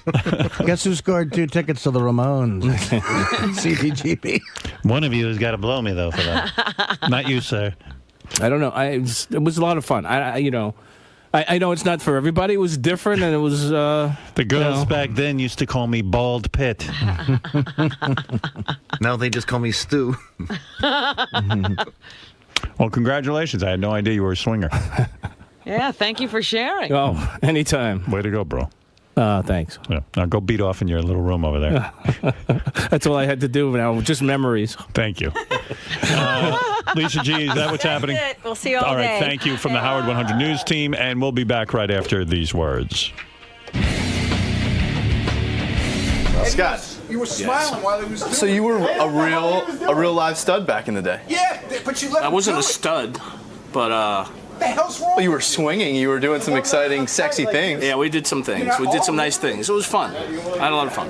Now, right now, you've got a completely different lifestyle. I do. You've really settled in. I have. Do you ever think of having a throwback weekend and Absolutely getting not. back in there? No. That doesn't happen. Your current That wife won't- is not into that. I mean, I'm not into it either. I mean, it's just something that happened when I was young, and it doesn't happen now, and it won't. Why not? You don't have any desires to get in there. No. Why would I have desires to do that? I don't know. You get some thick shag carpeting, Well, get a little orgy music going. I was young and single then. Why would I have why would I want to do it now? Well, why does anyone try to do anything throwback? I didn't try to Well, do it. It just happened. I mean, if things, I'm just saying, maybe you want to have like a vintage weekend and get back in there just to see if you could. No. No. Things change, and your life changes, and you move on, and that's what happened then. And it's just I'm married now, and I'm happy. So it was a phase.